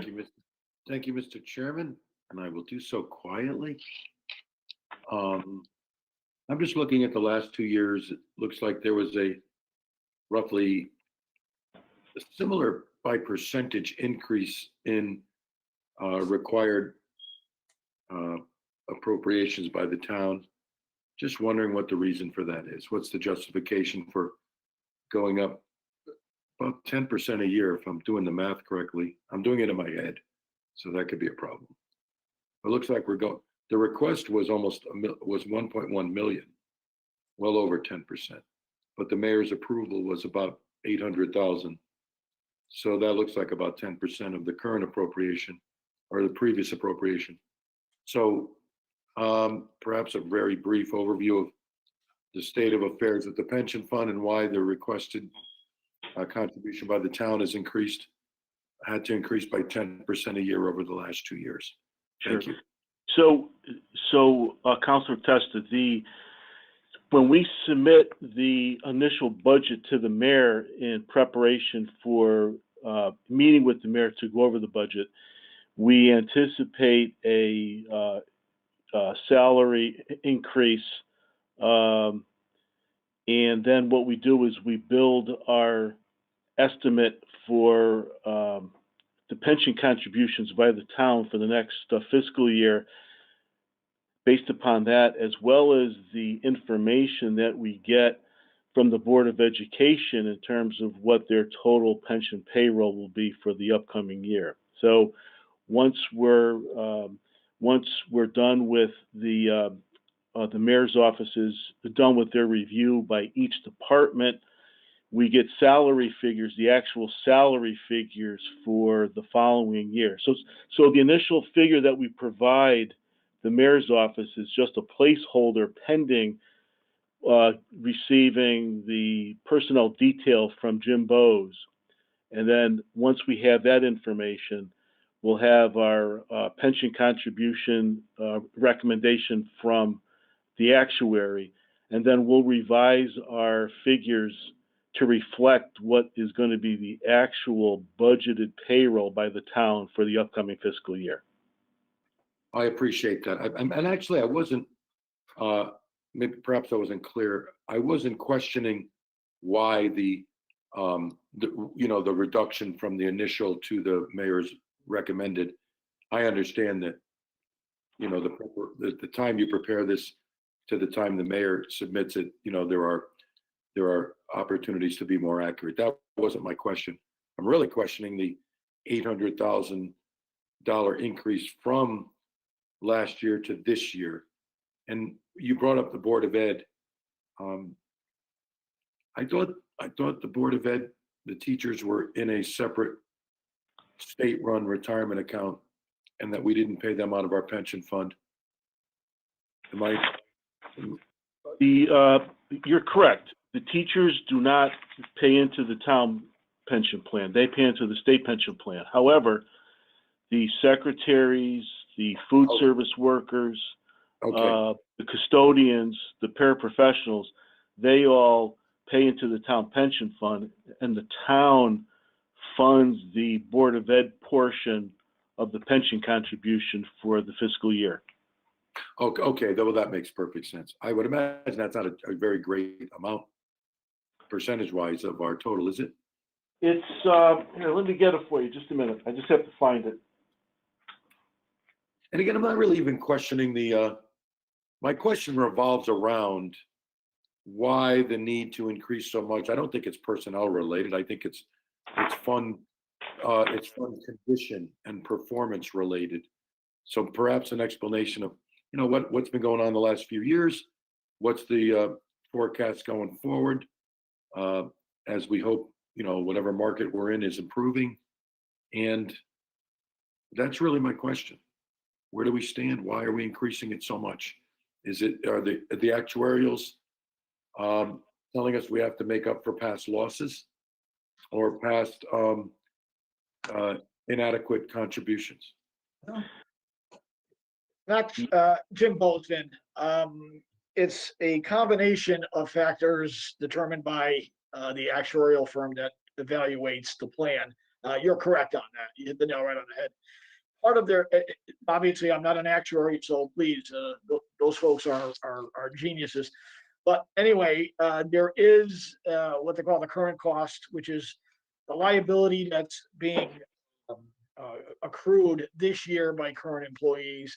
There's a portion of that calculation that's also for what is called the amount of the liability at June 30th of every year. That's the measurement date versus the market value of the assets.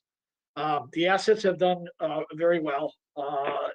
Matter of fact, I believe last calendar year, I think we did 40% rate of return, which is phenomenal. But and over a long term, I think we're net of fees somewhere in the 7.5% range, or maybe even a little higher. So on the assets, so on the earnings side, we're holding our own and we're doing well. On the cost side, folks are working longer. We do have a little bit of an older workforce, and maybe Jim Hutt can throw in some other factors, but of our demographics. But there's some relief, we think, coming down the pike because of the switch to several of the bargaining units in a grandfathering type of scenario with regards to change the defined benefit to what is called a cash balance plan. So there's upon retirement or when that person leaves, they take the briefcase of money and there's no future liability. So unfortunately, Councilman Vin, this takes quite a while to really show up in the numbers, but we think it was a good move. Mr. Chairman. Oh, go ahead, Mayor. I want to, and Councilman Testa, you indicated, is it for failure to make contributions in the past?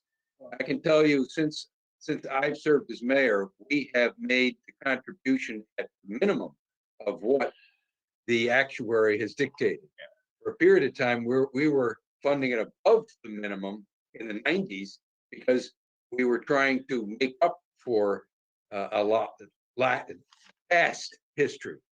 But we have never proposed payments that have not been at least what the actuaries have dictated. Yeah, I apologize, Vin. I forgot to mention that as well. It's I referred. apologize for implying, that wasn't even my, Mayor, I've been around a long time too, and I do know that you've always done that. I didn't mean to imply that, to try to take a dig and say, "Ooh, look at us, we're gonna have to make up for mistakes we made in the past." My question was just, are the actuarials recommending this for what reason? And I put it that way, but I didn't mean to imply that we were remiss in years past. But you are correct. It is based upon actuarial or detailed computation. Yeah, I really think about it's the performance, and of course the market over the years has had dramatic impact on our funds. We all know that.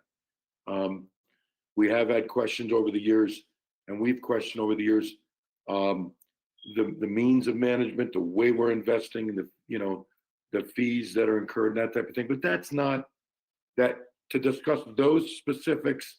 That's an agenda item for a specific day. That's not a budget day discussion. But I was just curious what the actuarials might have said in general.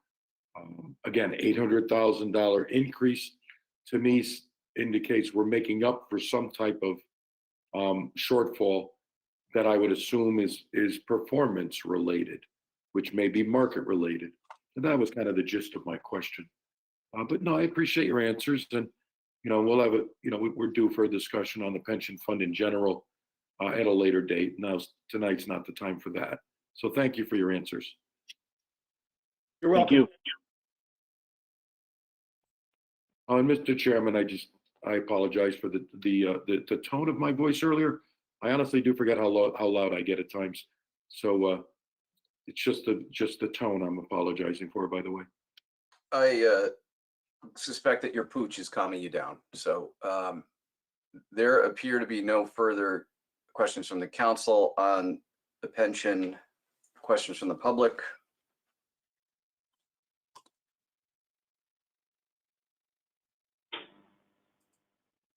And questions from anybody on the phone? All right, there being none, that's all we have on the pension. Insurance, property, and casualty. I know Bob Gross is all set on that line. Questions from the council on insurance, property, and casualty.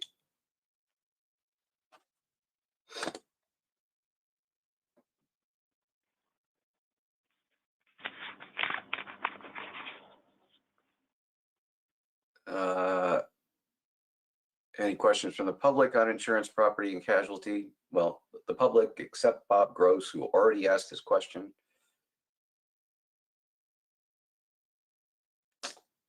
All right, and we have arrived at Public Works.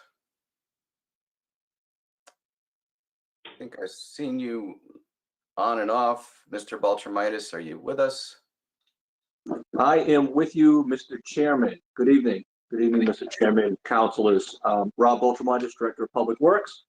Also with me this evening is Steve Palermo, our superintendent. So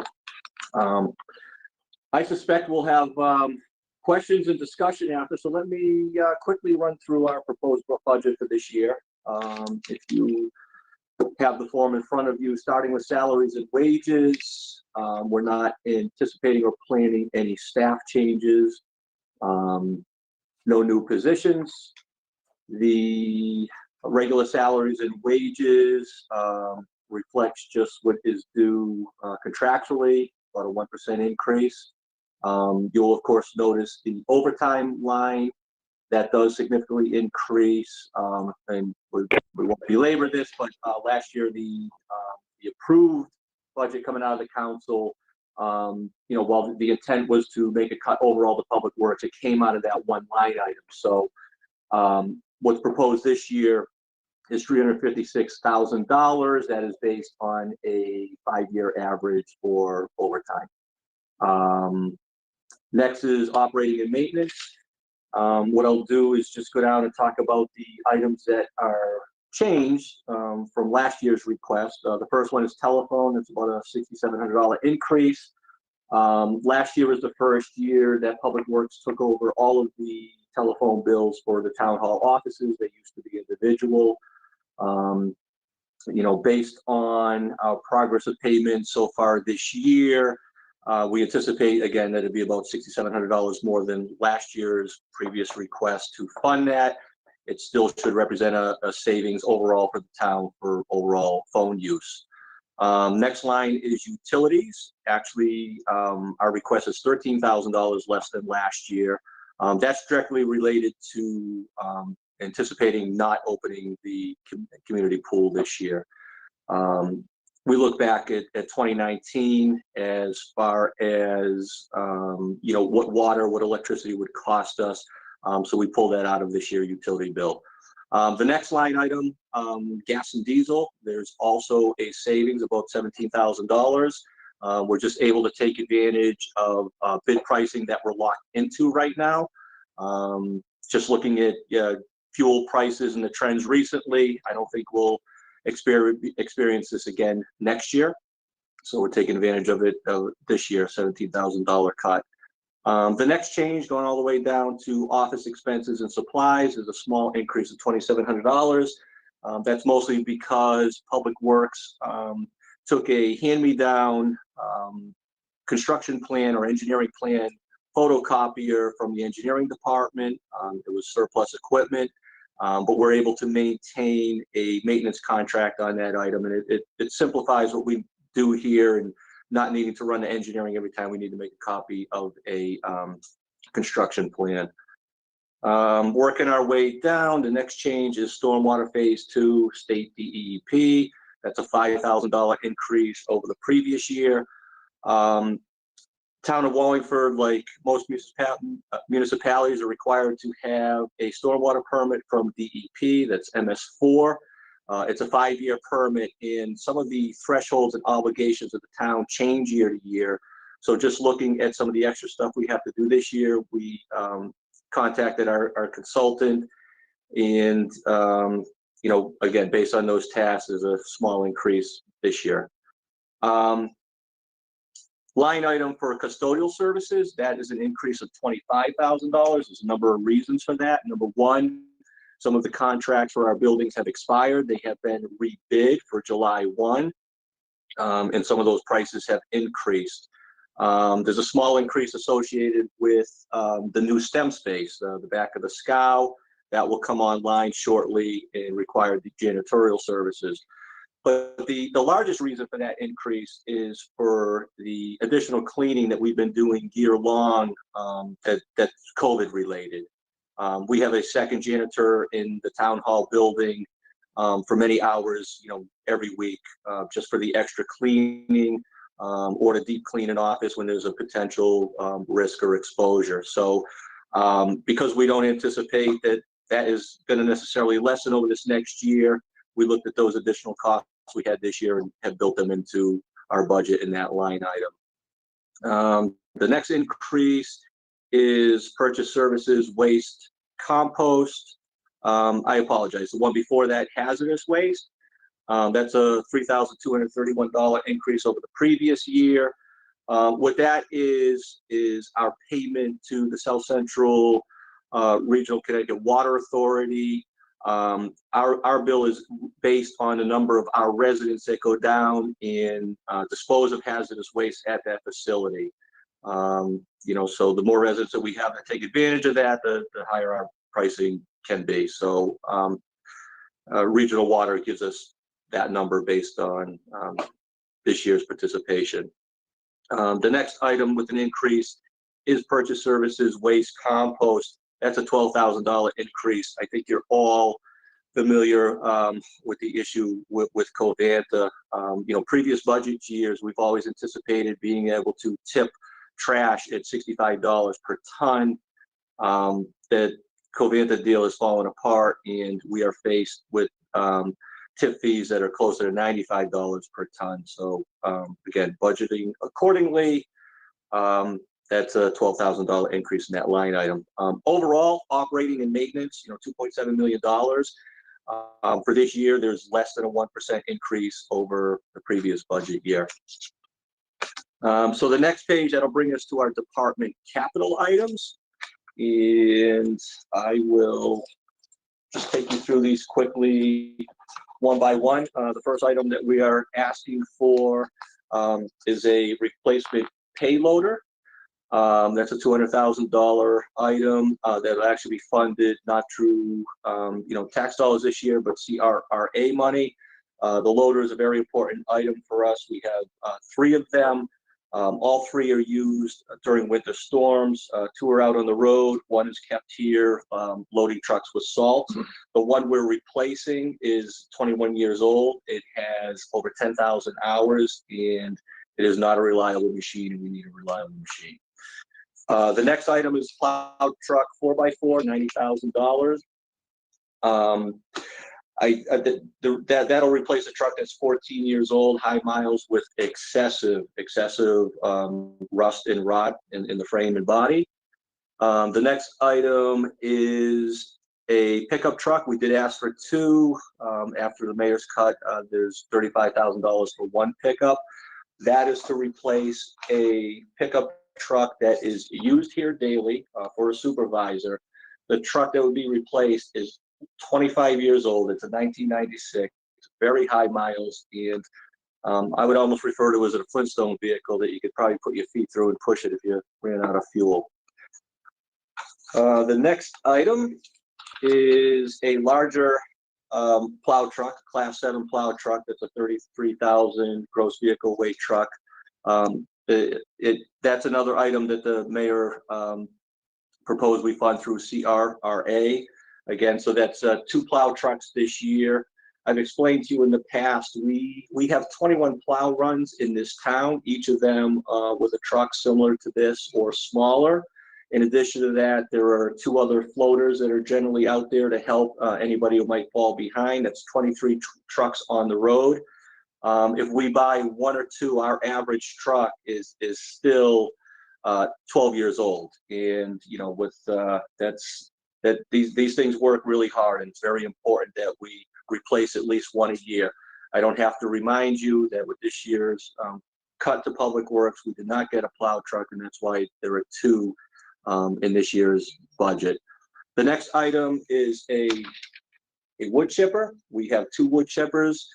This would be a replacement. We would be replacing a wood chipper that is 24 years old and just clearly surpassed its life and its usefulness to us. Next item is a new mower, 60-inch mower, kind of self-explanatory. That replaces a mower that is 14 years old with very high hours and in poor condition. Next item was a drum roller that is not approved through the mayor's cut. We'll skip over that, and I'll talk about the garage air compressor, $15,000 item. The air compressor runs the entire garage, and as you probably know, that garage maintains our fleet of vehicles, the pool fleet of vehicles, police cars, fire trucks. It's 17 years old. It's going through oil very quickly. It needs to be replaced on our schedule and not when it does finally go, because if we're out of work for a day, we're going to fall behind quickly. Next item is just some replacement chainsaws. We have about 18 on hand. This would replace half of them with new saws. I think you could all understand the importance of Public Works having reliable chainsaws. And there's 2 more items here that are park and rec related. A $16,518 gym floor rehabilitation repainting. And then a $20,000 improvement to, it says Grant Street, but of course that's the Grand Street Park. As you probably will recall, last year that got a new playscape and some other features such as the wood rail around it. So this proposal here would be to repave the basketball court at that park. So those are our proposed capital requests. Overall, it's a very, I think, a tight proposed increase, and most of the increase that we're showing is really due to the cut that we took last year. It's really in that one item of overtime. So that is a synopsis of our proposed budget to you, and we ask you for your support with that.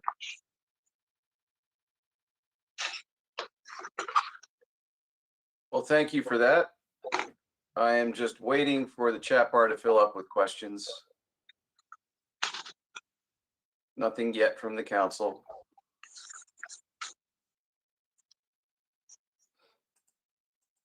I'll give it another 30 seconds.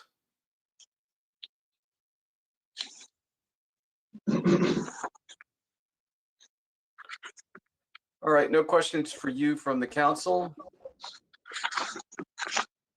Mr. Comerford, I hope you have a budget-related question. Excuse me, Chairman Cerrone? I said, I hope you have a budget-related question. Based on Public Works. That's correct. Center Street Cemetery old building. It was described as unsafe and so forth. Mr. Baltramitis, has Public Works donated? Thank you, Mr. Lappin, for just for the smile alone. It's priceless. But thank you, Mr. Comfort, for coming through with my prediction 20 minutes ago. well, you know what? I'll bring the smile back to you because you'll see the videos where they all said the same thing, that it was unsafe. So the point is, Mr. Lappin, you should have asked that question, not me, but I'm gonna, because you didn't have the gall to ask it, so I am. Mr. Mr. Chairman, right of response. That was a personal attack. Mr. Baltramitis. And that's inappropriate, Mr. Comerford. Can you please ask a budget question? Mr. Baltramitis, since you became Director of Public Works, has the Public Works put a dime in any type of structural repairs in that cemetery building?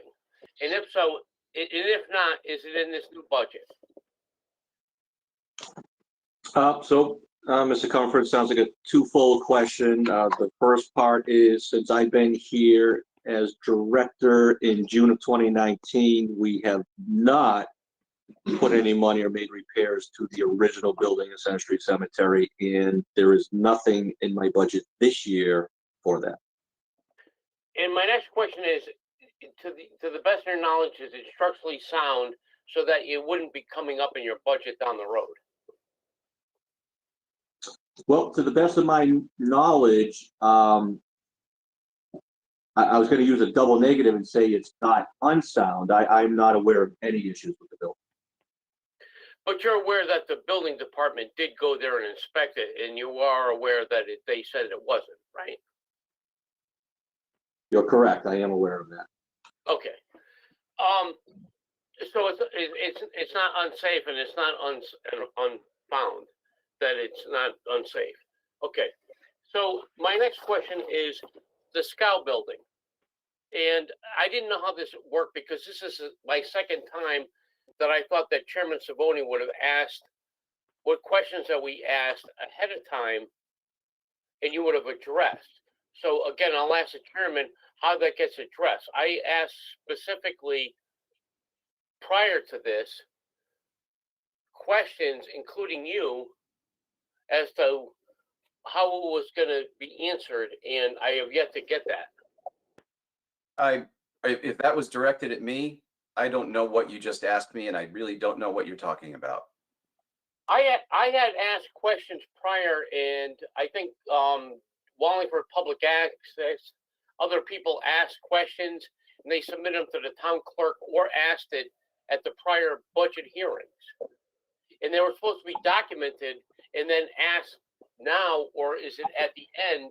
And then Public Works, in this case, answers my questions.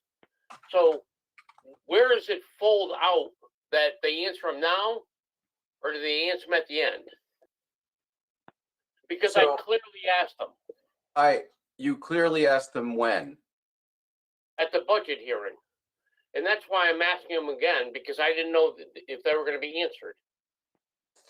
So, Mr. Comerford, the department heads were supposed to watch the video, and if there were questions for the department heads, it was up to them to answer them.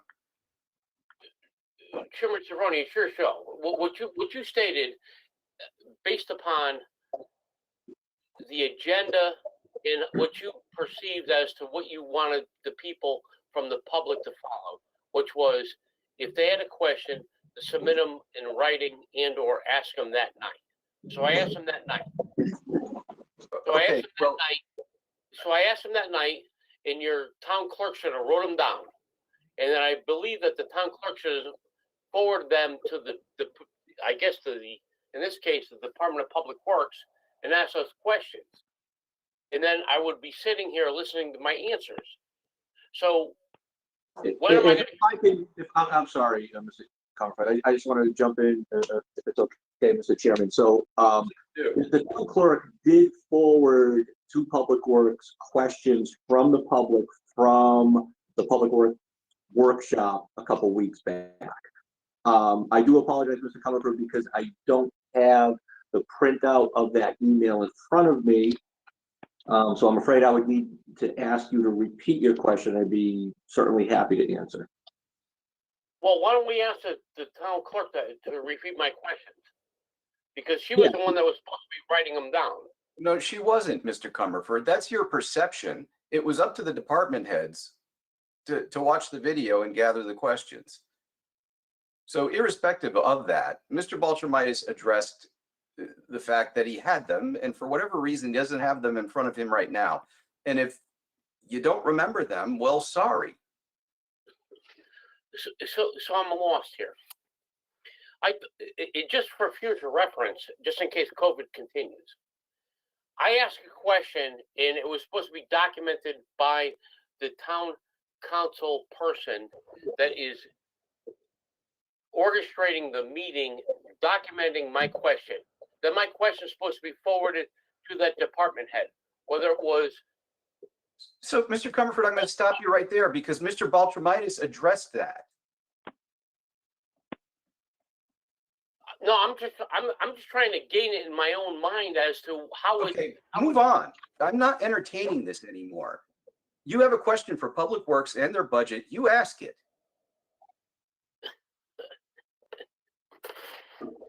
Okay, Mr. Baltramitis, do you have a list of my questions? Bill, I was tuned into the workshop, of course, and the town clerk, whether she had to or didn't have to. No, it's a simple question because Mr. Cervoni is an attorney, and I want to get to the chasing. Do you have a list of my questions? Yes or no? What did you just say? I said Mr. Cervoni is clearly an attorney, and because of that, I'm going to ask a simple question. Does Mr. Baltramitis have a list of my questions that I asked at a prior meeting that I was supposed to be addressed at right now? Yes or no? If you were listening, he answered that. And and the answer is? I'm not going to make him repeat it. If you have questions about the budget, because Mr. Comerford, you have verbally abused people during this whole meeting. And I'm not entertaining whatever game it is you're playing. So you can ask a question to Mr. Baltramitis that has to do with the Public Works budget, or we can move on. You have two choices. You have two choices. Do you have a list of my questions? Yes or no? I don't mind answering the question, and unfortunately, Mr. Comfort, the answer is yes and no. I did have a printed list. I do not have it with me to look at it. So based upon the question that I asked 2 weeks ago, you don't have the answers. Is that fair for me to assume?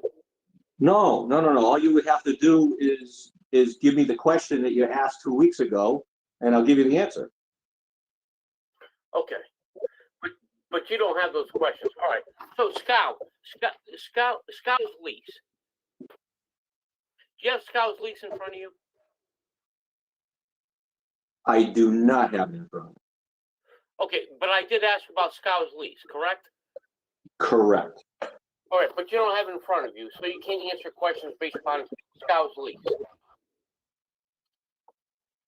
It depends what the question is. I mean, I'm familiar with it to a certain degree. The question is, Mr. Bolstrom, is simple.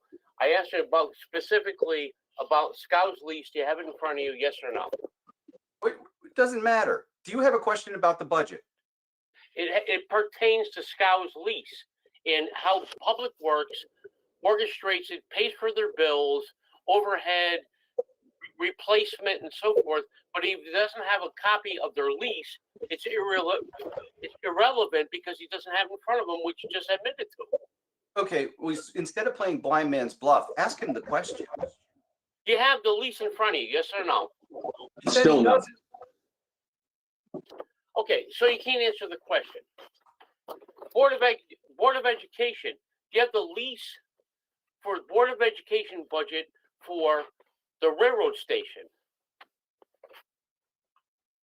My understanding is there is not a lease agreement between the town of Wallingford and the Board of Education for the railroad building. Okay, so the question is, do you have a copy of the lease for the Board of Education in front of you? So the answer is, no, you don't? The answer is no, I don't, and no, there is not. Thank you. So we don't know what the parameters are, whether it's the town of Wallingford pays the fuel, electricity, and everything else, and the same thing with Scout, because we don't know. It's not in front of you, but you're the Director of Public Works. Okay, so you could have asked these questions when the Board of Ed was in front of us last week. well, the issue here, Mr. Cervoni, is you're the chairman of the town council. Is you should be asking these questions, not me. The point is that why is Public Works paying for Board of Education when at the end of the day the Board of Education has a surplus? But yet Mr. Boltramitis, which I think is doing an exceptional job, far beyond Mr. McCulley. I can't commend Mr. Boltramitis enough. I think Mr. Boltramitis is doing an exceptional job. I don't need to put him on the hot seat because this isn't the hot seat. These are things that you should be asking and not me. But at the end of the day, why is it his budget? Mr. Comerford, ask a budget question and stop talking about people and personalities. That violates our council rules. Can you please focus and ask a budget question?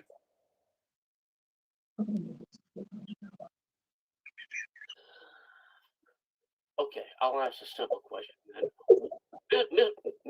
Mr. Boltramitis, why is the Public Works paying for Board of Education fuel to heat their building with no lease, and why are we obligated to do it?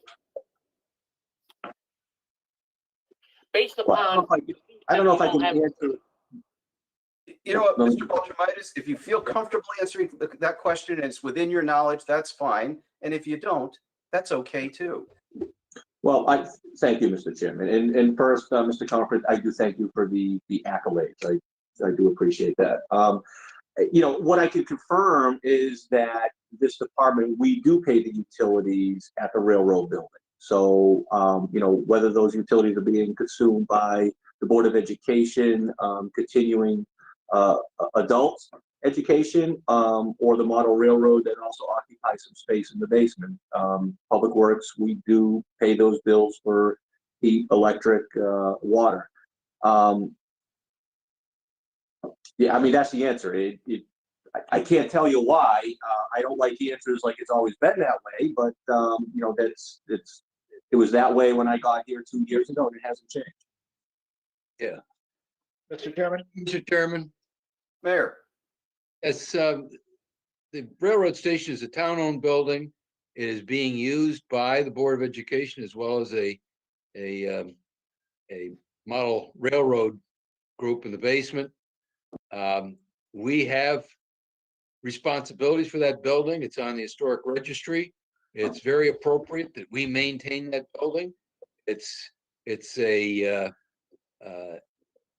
an important structure in the downtown. It should be well maintained, and there's every reason why the municipal government should retain responsibility for that structure and overall monitoring of whatever use is in that building.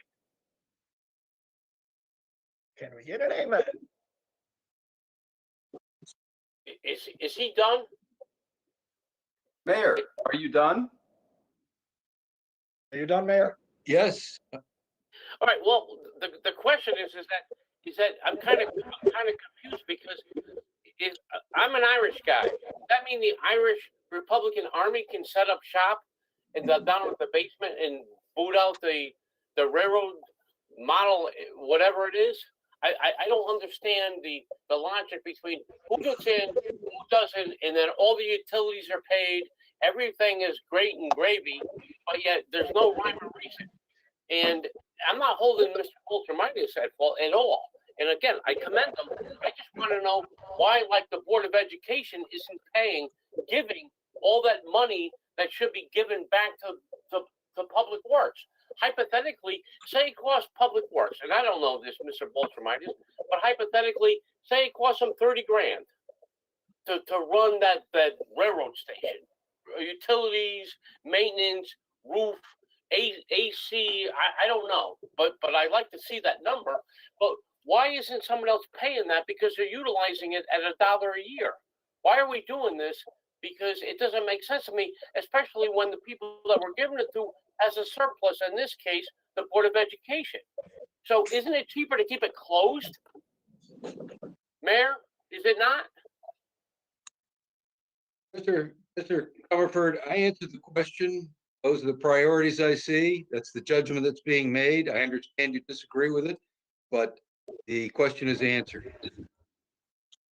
You didn't answer me. So if I start an Irish thing and I want to start it down at the railroad station. He answered you. That's the answer. I'm good with that, right? Okay. It's amazing. It's amazing. Answers are really no answers, and we're happy with that. Okay. So, what do I got? Am I still am I blocked off yet, Chairman Cerrone, or no? I still have one question. Ask the question. All right. The gazebo that's at Fishbine Park, is that getting replaced because it's totally deteriorated? So, yes, well, thank you for that question. So in this year's proposed capital non-recurring, we are proposing $120,062 that will be for a Manfreda Fishbine Park improvement project. It does include replacement of the gazebo as well as some other work there. Okay, so it's 120,000. Well, the total project is 120,000. I would estimate the gazebo replacement in the $30,000 to $40,000 range. We're also looking to make other improvements along the park. Okay, so what's the other fluff there? Well, hopefully there's no fluff there. One is doing a pad for well, I'm going to say Christmas tree or holiday tree, as some people prefer it. And some additional benches, perhaps some lighting, as well as resetting of all the brick pavers in that area along both street frontages. Okay, so that $120,000 is definitely itemized as far as the cost goes. No, it's a lump sum amount for a project to be known as Manfreda Fishbine Park improvements, but the estimate was developed, by Public Works in conjunction with engineering for the resetting of brick pavers. So it was itemized in that sense, but it's a budget. Okay, and that's part of it. Okay, so when I leave the town hall and I take a right, there's a bus stop there on the right that's been totally deteriorated to the point of fault that it's rotted. Is that part of your budget to replace that? No, it is not. However, I'd be happy to take a look for it. I mean, usually something that is, I will say, that small a project. If we were going to replace something like that or do repairs to it, it would come out of a general line item. It's not something significant that would, take its own line item in a, in this department's budget of $6 million. Okay, so the only reason why I'm bringing this up is I think Gina Morgensen brought this up years ago, and there may have been pictures of it, maybe, I don't know, 8, 10 years ago, how bad it was. And so right now, it looks like it's so deteriorated and rotted that it's a concern. So again, my question is that for as a taxpayer paying for this, is this going to be replaced this year and in that budget? Well, what I can promise you is that I will look at it and repair it to the extent necessary so that it's safe. Absolutely. Okay. In my next question. I thought you had one more. Pardon me? You said you had one more. You said you had one more question. I should just be Italian and lie all the time, I guess, Mr. Staboni. You know what? You're done. You're out of this meeting. You are so disrespectful. No, you are so disrespectful to everybody. I have another question. You are no, you don't. You are out. I have another question, please. As a taxpayer, I have another question. Well, he's left the meeting. Thank you, Mr. Chairman. Moving on. I think that's all we had for Public Works. Thank you, Mr. Baltramitis and Mr. Palermo. Moving on to engineering. Ms. Capuchin. I apologize, Mr. Chairman, if I may. There were other questions by the public, so I apologize. And email, please do that. Thank you. Okay, so there were two, and again, I did not have Mr. Unfortunately, I did not have Mr. Comfort's questions in front of me. Hopefully, I was able to answer them as he was asking about those leases. There was also at the workshop, a question came in from Mr. Ed Bradley to Hampton Trail. His question was, does this year's budget include road repairs along Hampton Trail to address some of his concerns? So the short answer is no. Mr. Bradley has had concerns about drainage for, they go back an awfully long time. So I don't want to take too much time with this budget. I recently wrote him a letter and explained that, we have a relatively new town engineer. I've already asked Allison to look into it. If she determines that the town needs to make some type of mitigation or repairs, we will absolutely do it. Again, that would be a project that is, small enough where it wouldn't require its own line item. It's something we would do in-house with our existing labor, equipment, and buying supplies out of our material and supply line items. So again, the answer is no, there's not a direct budget set for that, but if work is required, we will absolutely do it. Today, I also received an email from Adelaide Kopfer, and I didn't have a lot of time to go through and really articulate answers, but I'm happy to try. I don't know if you have this as well in front of you. So her questions, first one is regarding utilities. This is a DPW line item, line 53010. That's an $840,000, and she's asking, is this the total for light, heating, cooling, and water for all town buildings, including parks and rec, but excluding school buildings, police and fire department? Please clarify otherwise. No, so yes, it does include all those buildings. It includes the buildings we pay utilities for, but that line item also includes a lot more. That also includes street lighting. Street lighting is upwards of $30,000 a month. That's almost 360,000 of that 840. So, the answer is that line item includes a lot more than just the building utilities. And park lighting is, as Mr. Palermo just mentioned. So, Woodhouse 1, Pragman, West Side, Doolittle. These are Pat Wall. These are a lot of lights that go on in the evening for evening sports, and not just half a year, but probably 3/4 of the year. Her next question about materials and supplies. Can you please mention what other materials and supplies are contained in that item?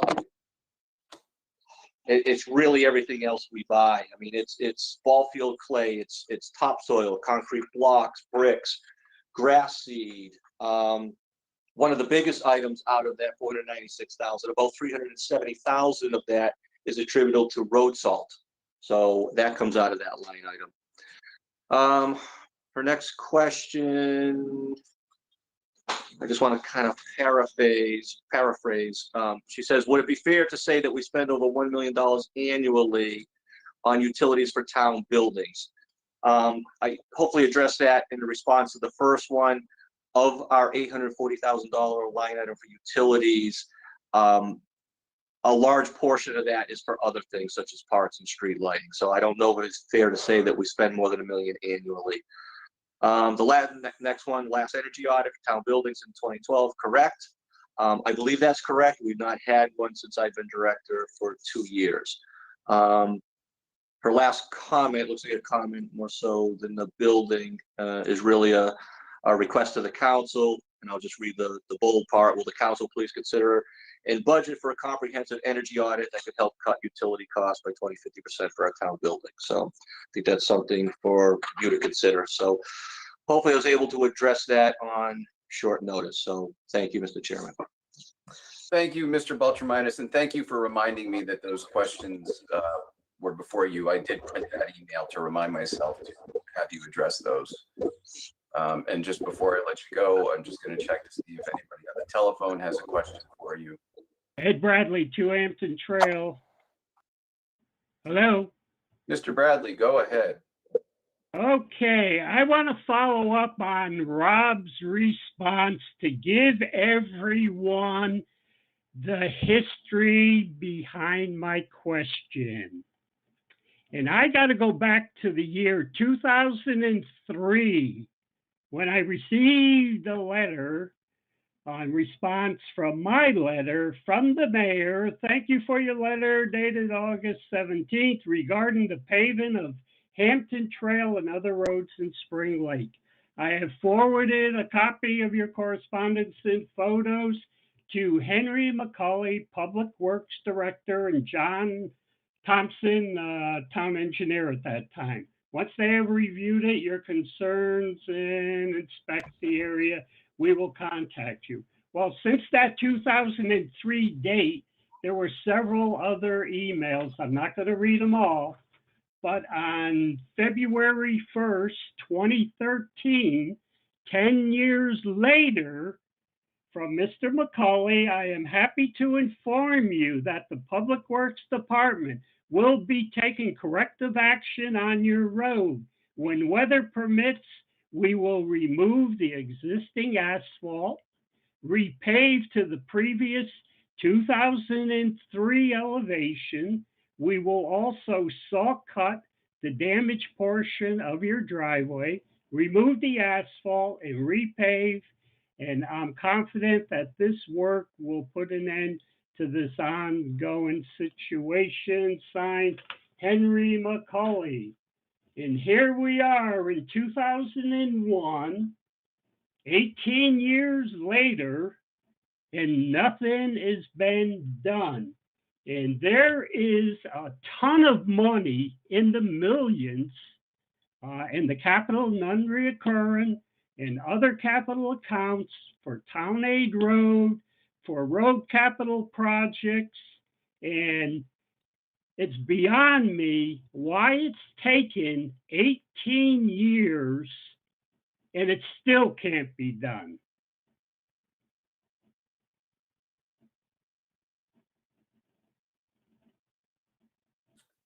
Plus, there's another $4.3 million in the American Rescue Plan for general governments, but I guess that's yet to be decided.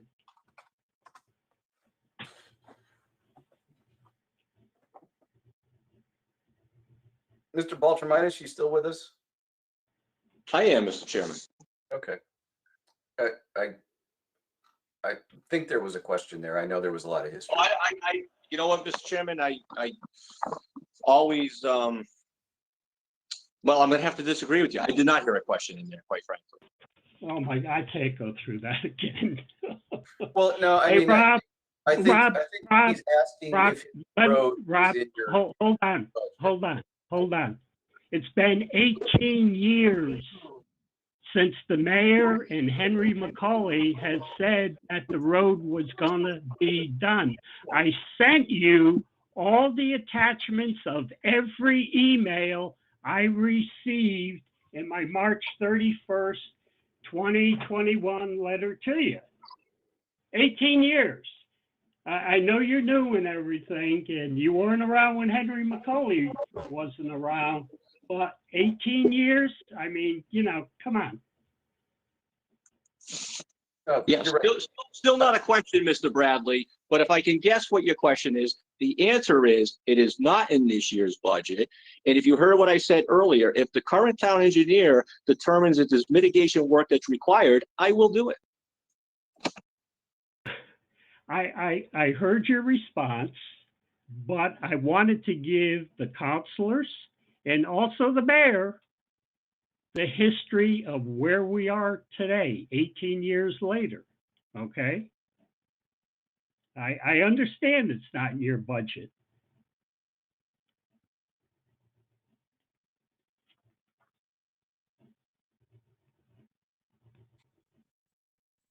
Okay. So it's going to be in next year's budget? Next year's budget hasn't been determined. Yeah, I know it. Maybe I'll have to wait 19 years. I mean, 18 years, people, come on. All right. Thank you, Mr. Bradley.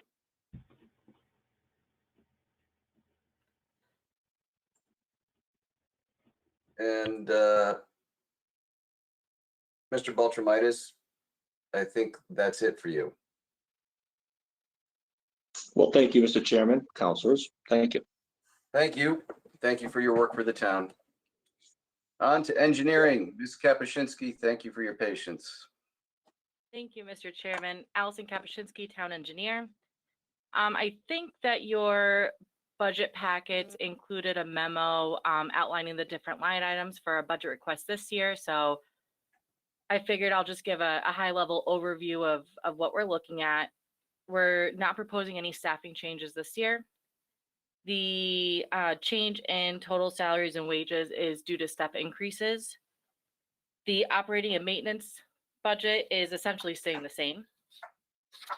We do not have any requests for capital, and our reimbursable small project capital is unchanged from last year. So with that, if anybody has any questions, I'd be happy to answer them. Questions from the council?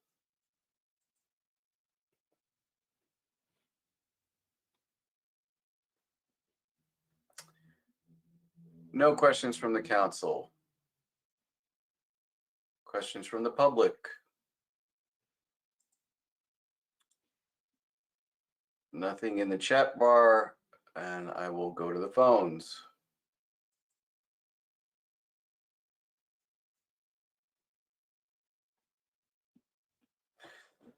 All right. Ms. Kapuscinski, it looks like you're all set. Thank you. Thank you. Cap and non-recurring.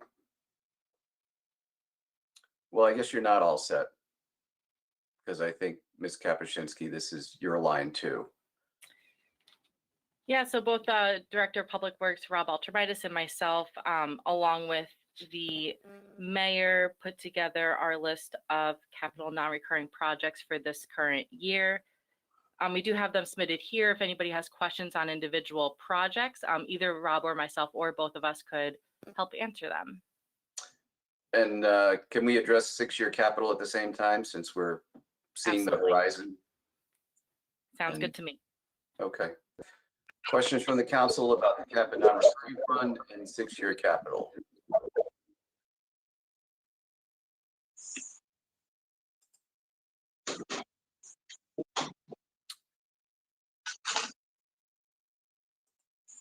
Nothing from the council. Questions from, oh, Councilor Testa, I'm sorry. You just skated in under the wire. Put it in there. Yeah.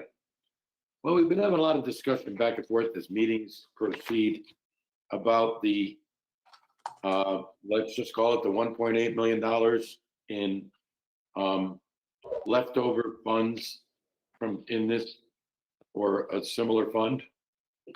And I'm curious, I think this would be the time to get the answers.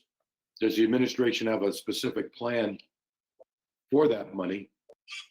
I kind of opened up the door for that when I suggested a couple of nights ago that we're not asking the right questions when we say, why can't we use it for this?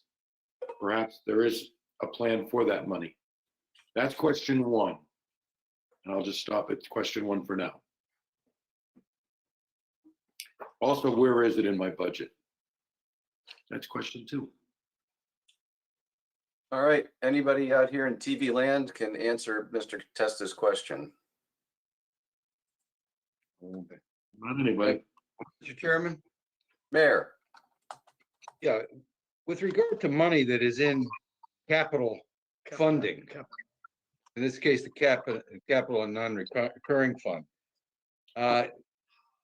we are always reluctant to be using that money for anything other than capital projects. Capital projects can arise very quickly. And certainly in the past, one of the major examples of what occurs is the availability of open space. At one period, the town was able to use funds for the purchase of open space, and we were able to acquire hundreds of acres. Without money available for that, obviously, it can take longer to obtain the funds, and we are able to move quickly. There could be other examples, but once money is in the capital projects account, that money is dedicated for capital projects, and there's never any end to capital projects. It's always going to be a case before us, but just to not have any money sitting in the capital account, to me is a big error. That flexibility gives us a chance to plan for the unknown. But when we're looking at it, that if it isn't spent down to the last dime, we're immediately going to use it for operational costs. That's a problem. Whoa, hold on, hold on there. Time out. Time out, please. Lost my charger here. I never suggested a use for it. And with all due respect, I would appreciate it if my question is not answered in such a way to make it sound like I'm suggesting something irresponsible, because I'm not. I never suggested we use it for operational expenses. I asked one simple question, and that was, is there currently a plan for the use of that money? My premise should have been stated that I fully understand that it has to be on capital projects. So it appears to me from the answer that the answer to that question is no, and that's okay, because that's all I was looking for. There is no plan right now. If there is, I would fully expect to be told what it is. So now it sounds to me like it is the intention of the administration to hold on to it because it has found it to be useful in past transactions, which I don't disagree are necessarily bad. So it's not controversial. Doesn't have to be adversarial. I'm not suggesting we use it to lower taxes. Forget about it. We have all these things we would love to see done. One of them was discussed 2 nights ago. I supported bonding that, and I believe we should have bonded what we bonded. But the question was, why can't we use part of the 1.8? And I kind of was supportive of the administration and saying maybe they have their own priorities for that money. And I fully expected to ask that question this evening, as I have just done. So it appears to me that as we speak, aside from the current budgeted capital non-recurring fund and the 6-year plan, which we're about to discuss, there is approximately $1.8 million in leftover money from all the previous year's projects that can be available for other capital projects. And as we speak, I've been told there is no plan for it right now, other than to hold on to it because it can come in handy. That's what I've heard. And I'm not going to condemn that. I'm not going to comment on it. I just wanted to know the answer.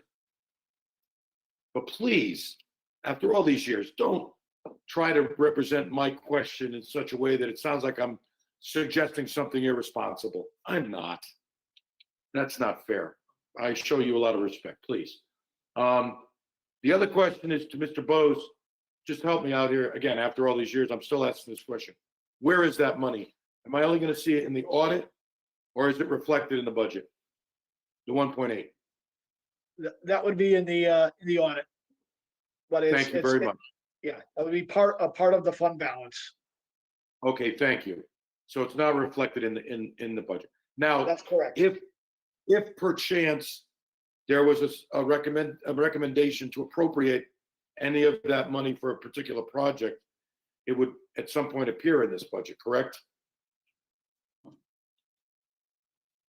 Well, yes, any actions taken to appropriate funds out of within the cap and non-recurring fund, yes, it would show up as a on those months, and it was not part of the original budget, you mean? It would show up on your monthly reports. Yes, you're correct. But at some point, it would have to be like appropriated into the budget and then shown as an expenditure as well, correct? That's correct. But it's not in here now. But is at least the amount in some kind of balance somewhere on That's this budget? correct. That's correct. Where On the is it? balance sheet. On the balance sheet. Okay. Thank you very much. That's all I have for now, Mr. Chairman. Thank you. You're welcome. Counselor Zandri?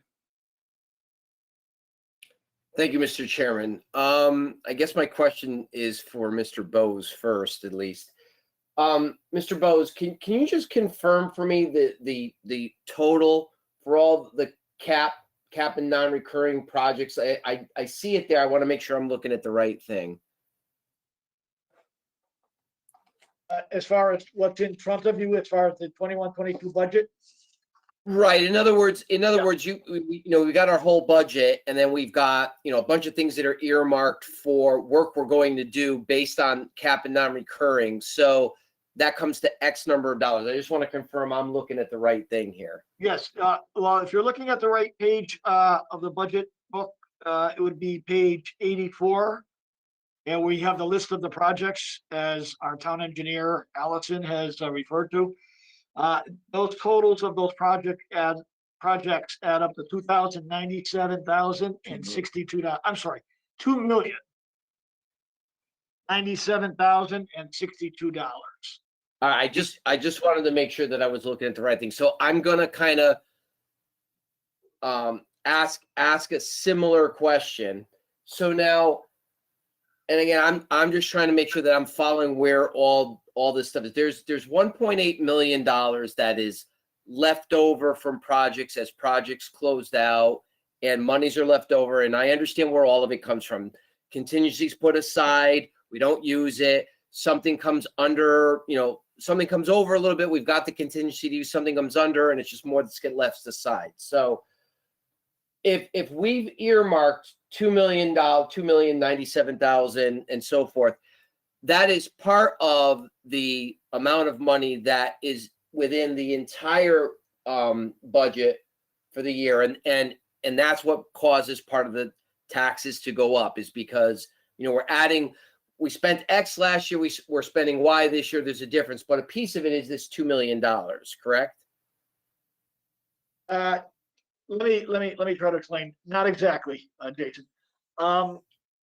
The impact on the mill rate for the cap and non-recurring fund is basically a wash, because in the general fund you will see a revenue called pilot from the electric division. Well, let's say for 1.9 million is what it normally is. give or take. You will also see on a page in the general fund budget, something that's called cap and non-recurring or cap and non-recurring transfer.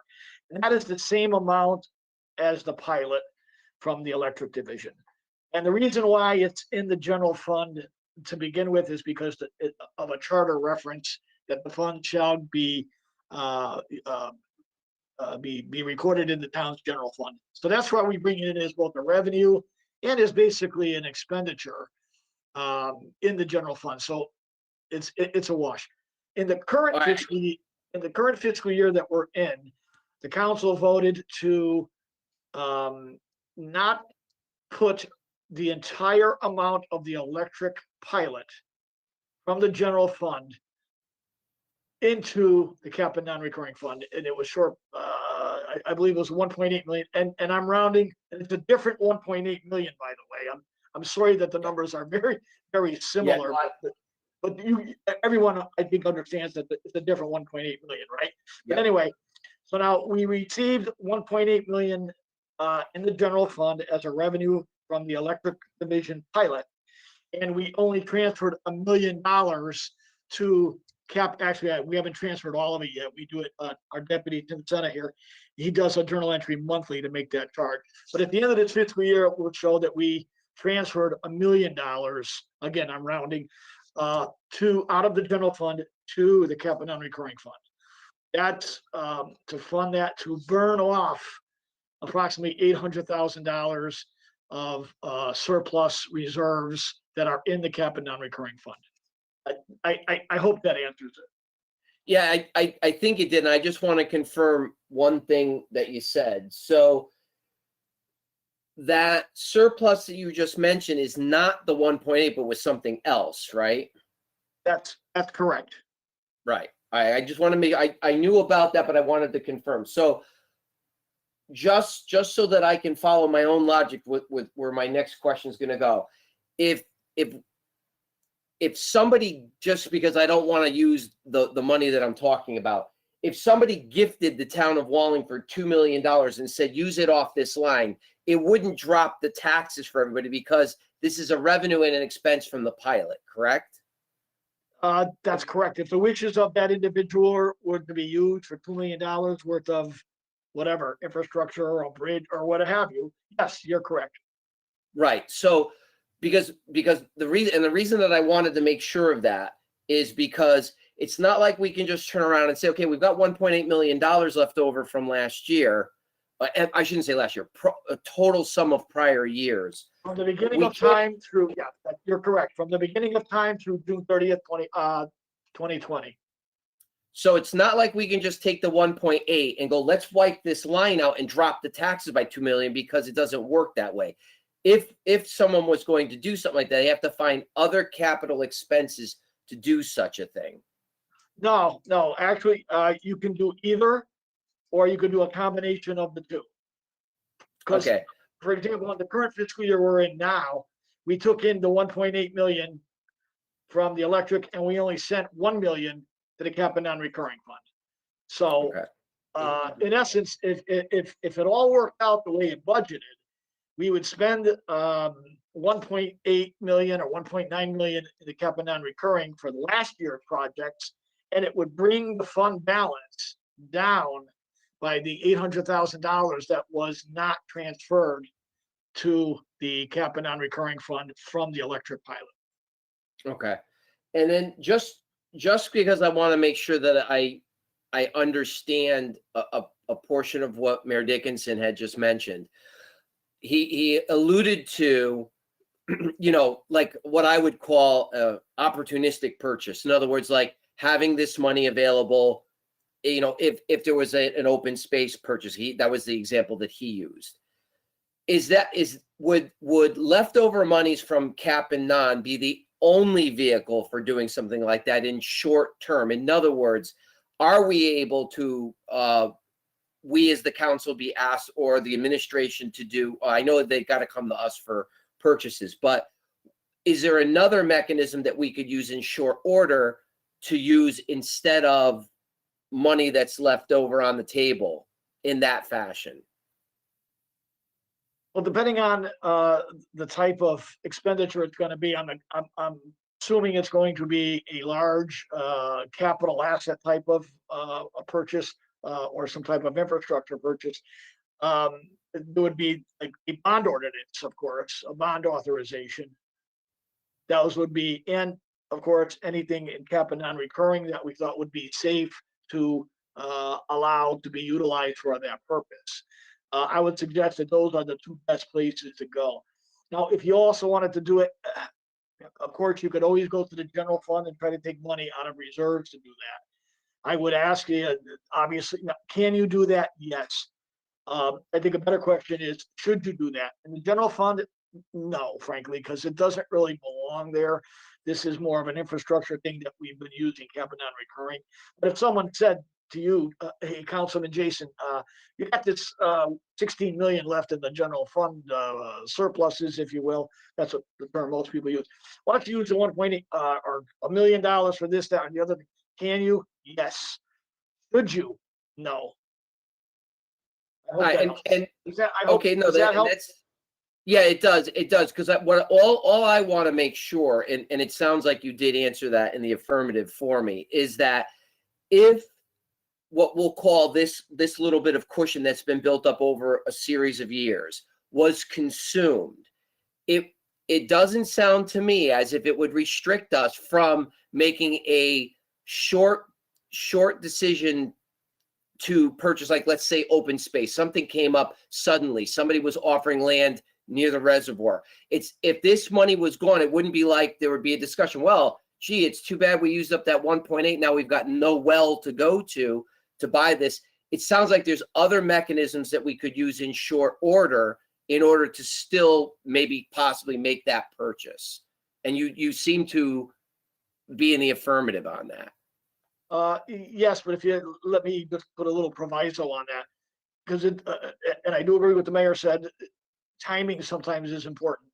But if you do have time to do other things like a bond ordinance, of course, then that takes the public hearing, as you know. And then if it's approved by the council at that council meeting, then you have what, the 30-day referendum period, I guess. So if you had 30 days and that 1.8 million were dried up, if you will, in the cap and non-recurring fund, and we didn't have anything else there, and we had 30 days, I would strongly recommend a bond authorization. Right. So you're saying if we've got more time, let's do the bond. But if we didn't, if we didn't have time, this was like a do or die thing, we could go into the general fund balance to transfer funds out to do something that was, had to be done expediently and make the purchase. We would have to, yes, we'd have to go to the council between the mayor and the legislative and the administrative branches, have to put that on an agenda, and it'll be like a regular item. I'm pretty sure Chairman Cervoni won't put that on consent, but unfortunately, but I wish it would be, but no. And that would be an expenditure in the general fund.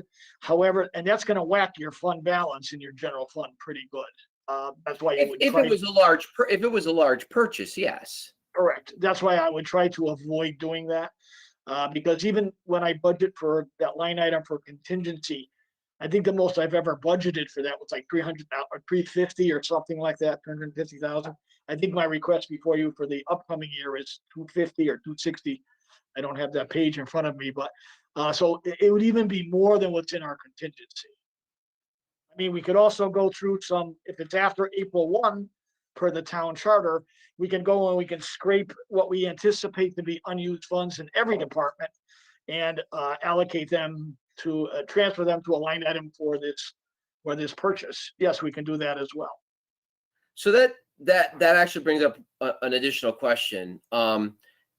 What is a normal process for something like this? So I'll use the example, and I won't use any particular departments. So let's say Department A has a project they'd like to do something on, and they've talked to different groups, or they've talked to a couple of counselors, and a counselor says, hey, well, you know what? Department B has extra funding. If you need $30,000, I know this other department is underspending, and they're likely to underspend for the remainder. I already talked to them. we could transfer money from that for that project. Now, can a counselor put an item on the agenda to do that, or does the department have to come in with the request? Well, if it's a departmental type of an expenditure, it would be the department head. Obviously, that's the chain of command who would have to come to the CEO, obviously the mayor.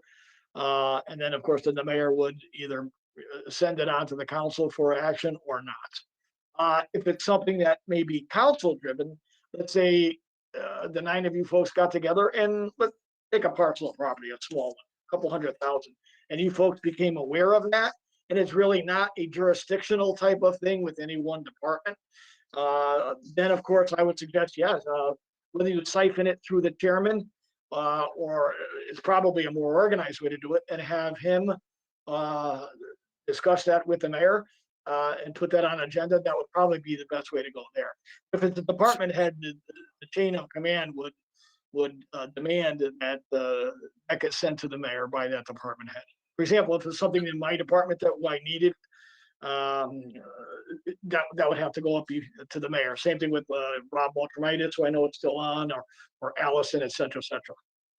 So in other words, it wouldn't be a normal course of action. Like if I thought we should be putting, I don't know, more benches downtown, it was going to cost $20,000, and I knew a different department had it, I shouldn't put an item on the agenda to move money from Department A to Department B. I should let the departments come forward and make the request.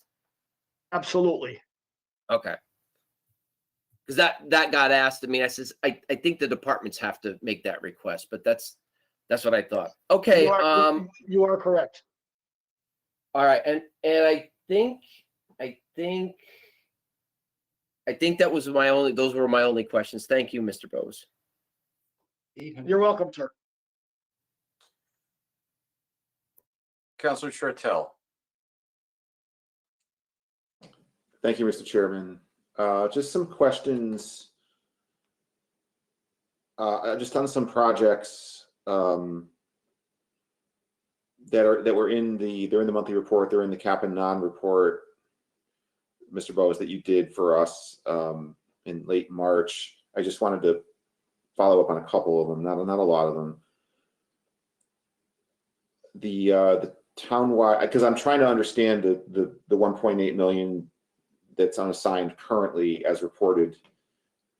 So we have townwide paving from fiscal year 14-15 for just under 500,000, and the note is that it's to be closed out this fiscal year. So does that mean that 500,000 will go to unassigned once it's closed out? That will go to unassigned fund balance in the cap and but it stays in the cap and non-recurring fund. Stays in the, yeah, understood. Okay. So if then that's true of anything where it says completed to be closed out, that money goes to the unassigned balance of cap and non. So the 53,000 left over from fiscal year 16-17 paving. Okay. So that 1.8 million is really going to be closer to 2.3, 2.4 million in short order, I think. Although my next question is, of you referenced I think about 800,000 that we, as you mentioned, the budget we're in this year, the 800,000 that we didn't transfer. Did that hit? Is that reflected in this report yet, or is part of it reflected? That's already reflected, because that report demands that we give you a listing of the projects and what's been spent and their status, and what the anticipated completion or resolution is going to be, I believe. I'm sorry, I don't have that report in front of me, but so that's what that report, I believe, tries to accomplish under the ordinance that was established. Right. Okay. And I hope it does that. I hope you folks are pleased with that. If not, please let us know. If I'm not here, my deputy Tim, and we'll work to improve that over the short term and long term. So with that, so the $800,000, that's not going to have any effect on those projects you're looking at on that report. Okay, because those are funded by the million that we did transfer that you just mentioned from the electric pilot, as well as the utilization of the fund balance from the cap and non-recurring fund. And I'm looking at my deputy Tim Senate to make sure that I'm speaking correct. That's correct, right? So we use that for this current year as well. No, I'm sorry. What I understood, what I meant was the money we're using in the current year, what impact does that have on the unassigned fund balance of 1829376? That's what I meant. I know it doesn't impact, like, sure. That, yeah, that's what Hold on, I'm just gonna make off because I want to ask him something if that's sure. okay. Hang on.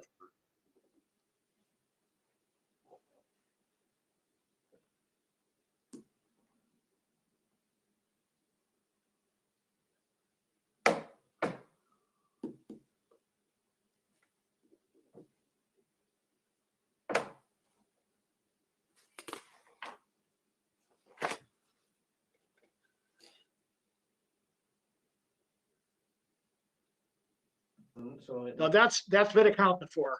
So at 1.8 million, and if the results of what we've approved this year in cap and non-recurring occur exactly as budgeted, it's still going to be $1.8 million. That's okay. Plus what you just said, some of those projects that we will be sitting down with Allison and Rob and Steve Palermo, probably. We normally do it in, again, I'm looking at usually August, sometimes September, before we close the old year books out. And then we close it all of that, and that updates the fund balance for, and the records for audit. Understood. Okay. Understood. Thank you. The Hall Avenue streetscape, it says project still ongoing, and there's a balance of 176,691. Is that encumbered, or is that it says purchase orders are still open? I'm curious about that. What how, because it looks like it's done. I mean, just driving through it, it looks really good. I just didn't know. Yeah, I'm gonna have to defer the operational stuff to either Allison or Rob. If one of you folks could come to my assistant there. Yeah, this is Rob Bolchemitis. So thank you. I think it looks good to Councilor Shortell. So while the improvements are complete, we are still closing out the project, working with the contractor, with DOT for reimbursement. So, I can't say that the project is 100% complete and ready to close out. It's just that the physical improvements are complete at this time. Okay. Okay. I think the only other one I had a question on was the fiscal year 11-12 South Turnpike Road culvert, almost $79,000, and it says project still ongoing. But I want to say this came up in another meeting, and there was a comment made about that we kind of keep that money there in case we have to replace it or something. But I could be imagining that. I just wanted to ask about that. Was that a state audit, Allison? No, this one's different. So, Councilor Shortell, a little different than when you were thinking. We're going to construction for this culvert, putting out to bid hopefully in the next month. So this money should be encumbered this next fiscal year. Okay. Thank you for that. Of course. Okay. Those are my questions. So thank you, everyone. I appreciate it. Thank you, Mr. Chairman. You're welcome, sir. Councilor Testa, your follow-up. Thank you, sir. Mr. Bose, I'm sure this has been answered. Would you just please refresh me on page 83?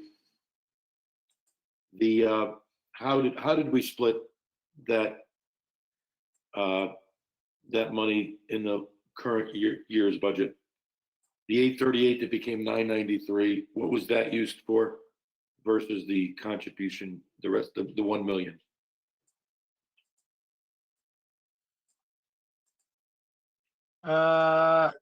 The appropriated adjusted 1,013,000. Yeah, like usually the whole amount carries over into 6-year plan as it.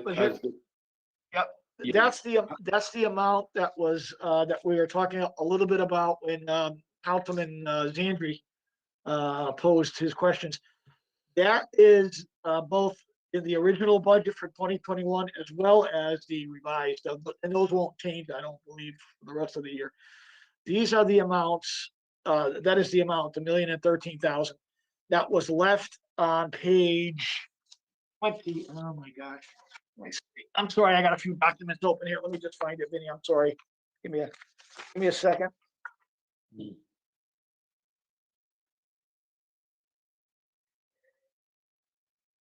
Yes, I thought it was. If you let your fingers do the walking through the yellow pages, through the white pages, I should say, the page 23 of the budget, that's where we actually transfer the monies out of the general fund to the cap and non-recurring bookkeeping fund. And that's where you'll see in this current year, 2021, $1,013,372. That is the amount that started at the budget process at something like $1.8 million and change. That's the Yes. total amount of the. So now, if you take a look, do you see that on page 23, Vin? Right there. Okay, now do you see, I'm gonna ask you, I'm sorry to make you keep turning the pages here. If you That's don't what I'm mind, at. please turn to page 9, which is a revenue for the general fund. Excuse me. And you will see in the Roman numeral number 2, pilots and other taxes. Hold on. Okay,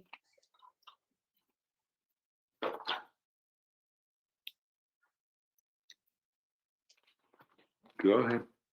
okay, if you look under pilots and other taxes, Roman numeral number 2, and go down to 41190, line item, Yeah, pilot electric division, and follow it only to this fiscal year. yes, This year's appropriation 2021 is 1,841,747. correct. That's the amount of the electric pilot we are receiving this fiscal year. And my deputy Tim Senna, he books this usually on a monthly basis to show that. But now on the No, cost side, we're only transferring 1,013,000 and change to cap and non. That was the Right. reduction of the mayor's budget by $800,000 and change in this time last year for the 2021 budget. So this shows that the general fund revenue will exceed the general fund transfer out or the expense for the cap and non-recurring fund by $800,000, which was the action Right. taken by the council last year. And I'm with you so far. And my question is, where did that 828, 375, which eventually became 993, 375, where did that go? Oh, that's the use of the audited fund balance, okay? For what? That that is the amount that we were used in essence in place of the contribution from the electric division. So in other words, same thing occurs in cap and non-recurring. Your revenues and your expenditures have to balance, right? So now I only had 1,013,000 in revenue, and we had $1,941,000 in $1,841,000 in change in expenditures. Well, that difference is it's not a revenue per se, but it's the utilization of the fund balance of the cap and non-recurring fund of the 828,000. I apologize, Jim. I may have missed something bigger than that, and I apologize. We received only 1,013,000 from electric division last year? No. That's what we transferred in. No, that's what we transferred in from the general fund. So That's the electric money actually goes to the general fund. well, I That's- understand it. So once again, we're this year's budget, we're utilizing, I'm gonna round off, 1 million of the 1.8 pilot contribution for purposes that we normally would.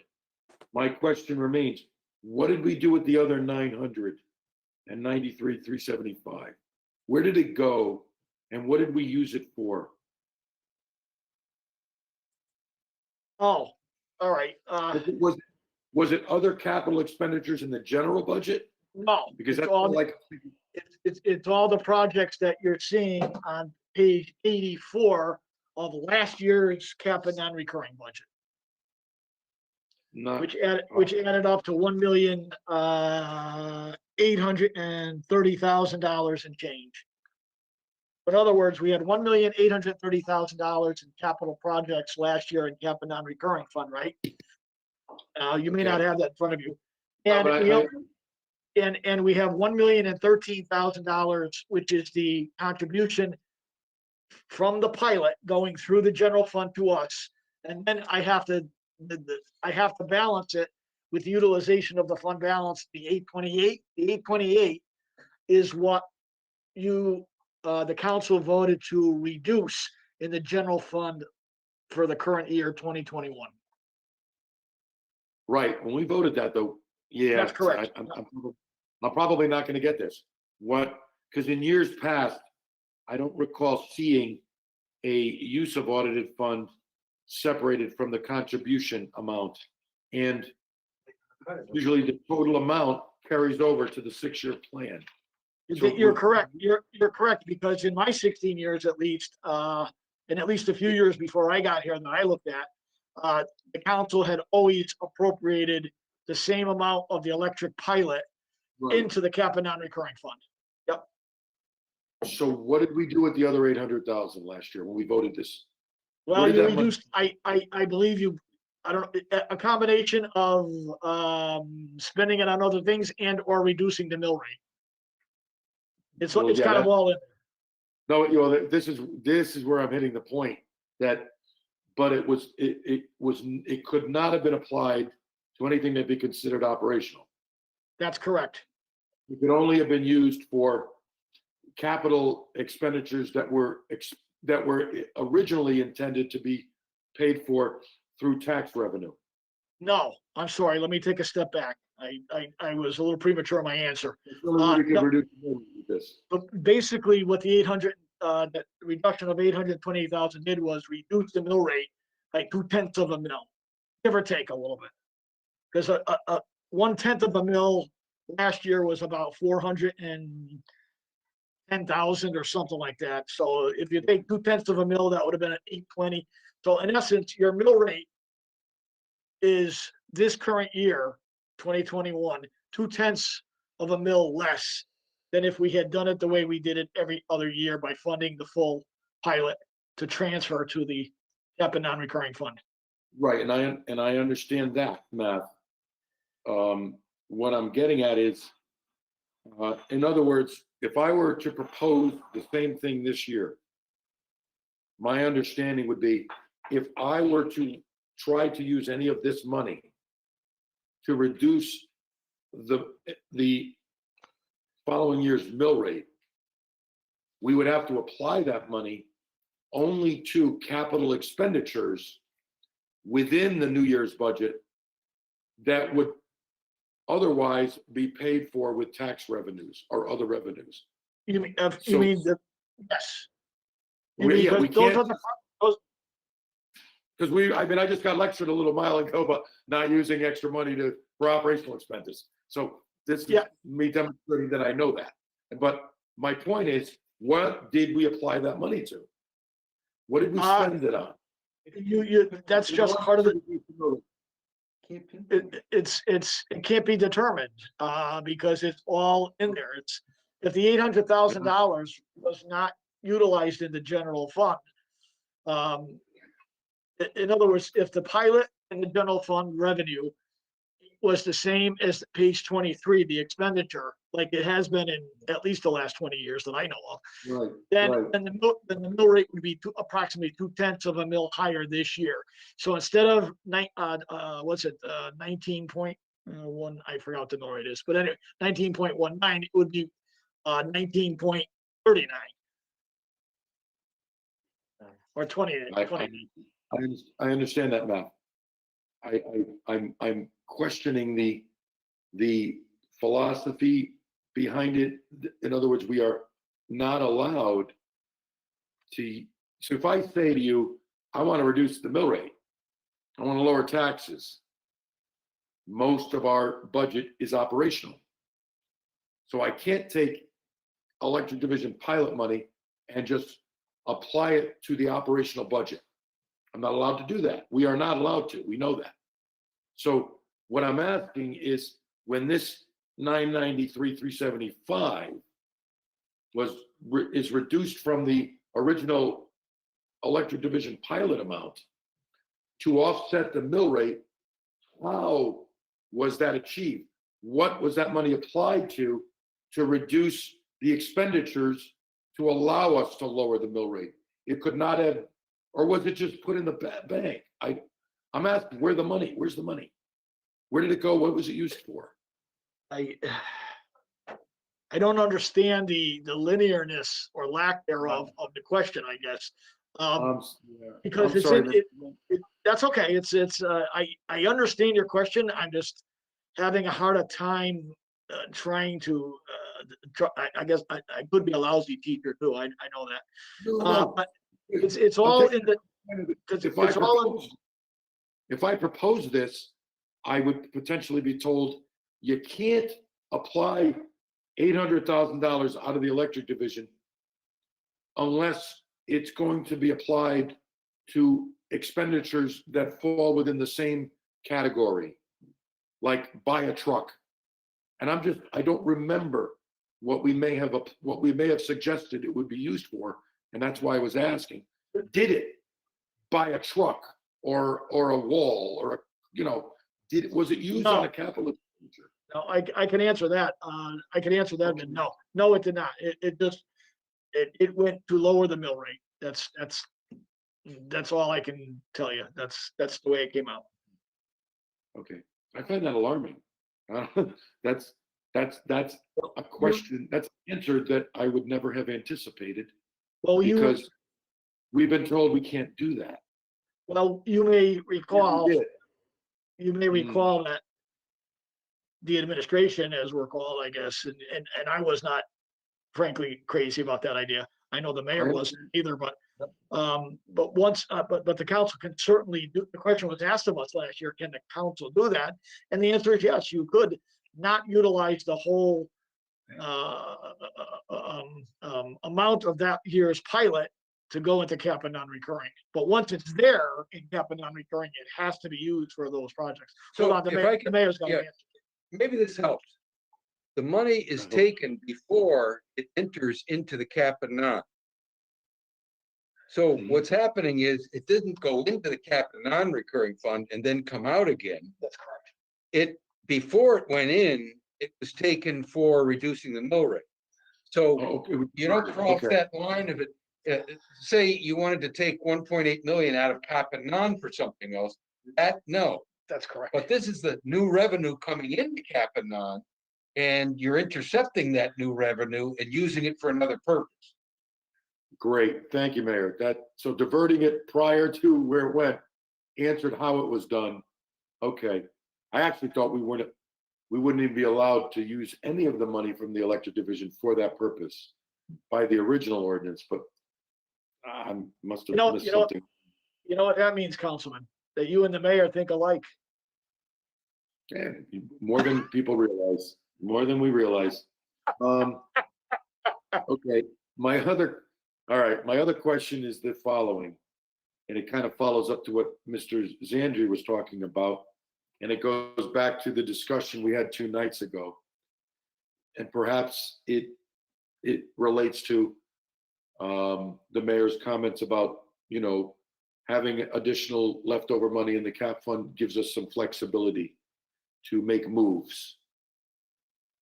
When you talked about we put out a bonding package periodically, in some cases we're paying ourselves back. The kind of money that we have available to use sort of to front ourselves. That's correct. Money. That's correct. Where's that money? Could it be the 1.8, and is there other money? What's that money? Or is it just basically our fund balance, if you think about it? Is it basically our fund balance? It's actually, once we have the authorization from the town council like we received Tuesday night for $460,000. Right. We set up, Tim Sen, our deputy, sets up a bookkeeping fund in the capital projects section of our funds. And to call it, in this case, Board of Education CIP Phase 4. I don't think he hasn't done it yet because the referendum period has not yet expired. When that expires, that's when we post that, okay? So that bookkeeping fund now has no assets, no liabilities, no revenues, no expenditures, okay? It's just from ground zero. Let's say we spend $20,000 out of it, and we haven't sold the bonds yet.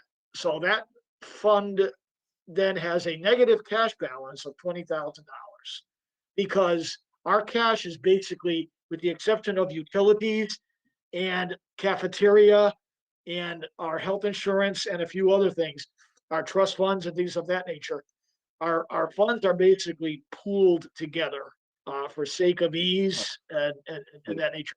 So what happens is if we spend $20,000 tomorrow, if it were legal to them, if the 30 days had expired, etc., without referendum, your balance sheet, if we froze it at that date, would show, it's called the due from other funds because the general fund basically carries all the cash.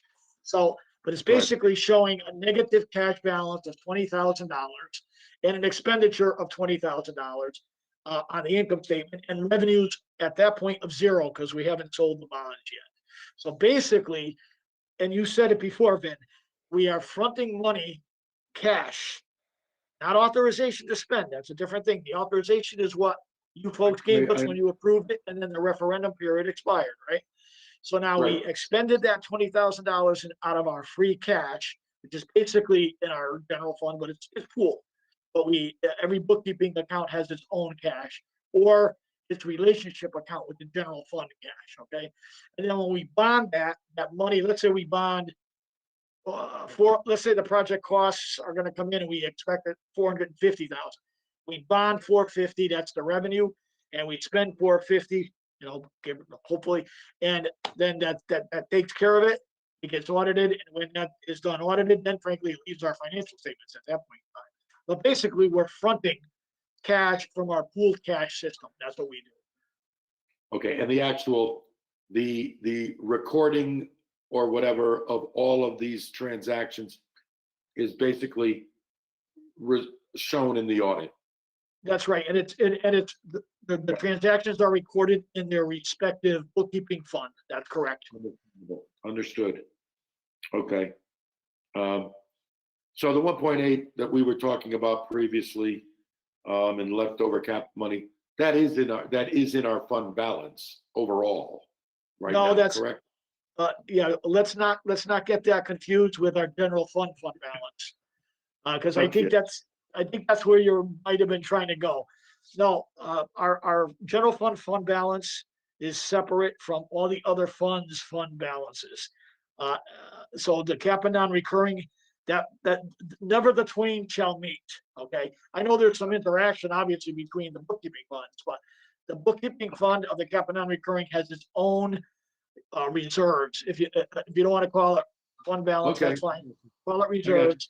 And that's the reserves that we've used in those amounts that we spoke about earlier in this discussion. Okay. Theoretically, I'm done. Theoretically, there could become a time where we said we would release and say that money goes into the general fund because we're not going to use it. No. No. All right. Once it's in cap and non, it stays in cap and non. It would be inappropriate to move it back. All right. Okay. So it's a separate balance of extra funds on top of what we like to talk about as our rainy day fund or whatever we call it. You hit the nail right on the head. Look at me. Okay. Thank you, everybody, for your indulgence. Thank you, Jim and Mayor. Mr. Chairman, I'm finished. Thank you very much. I thank you, Benny. And, Benny, too, over the years, you've probably been on the council, oh gosh, since I've been here, longer than any of the current folks. I think you've always been a good supporter of the cap and non-recurring fund. I think I thanked you a few weeks ago for that. in an email, but I do thank you for that, because, you know, that is such an important little bookkeeping fund. It really is. I live in a town, we have bonded, I believe, 10 or $11 million over the last 3 or 4 years to do basically road repairs. Shorter term interest, shorter term, 10 years, lots of principal, because there is no such mechanism in the town in which I live.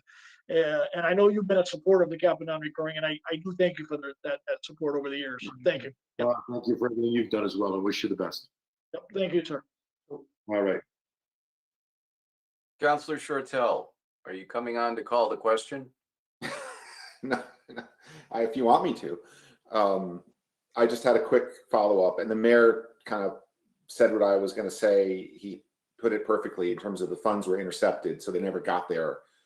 I guess I just want to make a statement, and I want Mr. Bose to fact check me on it. I think we just very briefly, had the council not done what it did last year with that interception of funds and basically kind of starving the cap and non of 828,000, then we'd be sitting here today. The cap and non would actually have in it not 1.8 unassigned, but 2.6 million unassigned.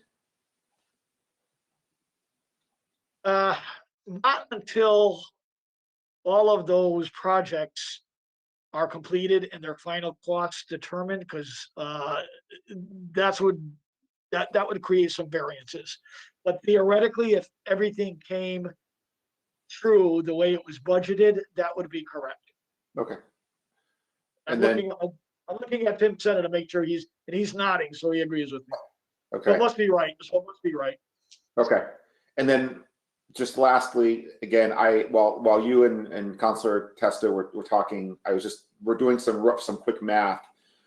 So it looks like there's about $605,000 that's going to be unassigned on top. If you add up, most of that's that paving from 5 years ago, but the other you know, nickels and dimes. So it looks like there'll be, once we close out the fiscal year, we'll be sitting at about 2.4 and change million. So anyway, that's just a number, just putting that out there. That's all. Thank you very much. I appreciate it. You're welcome, sir. It's all from the council. Questions from the public?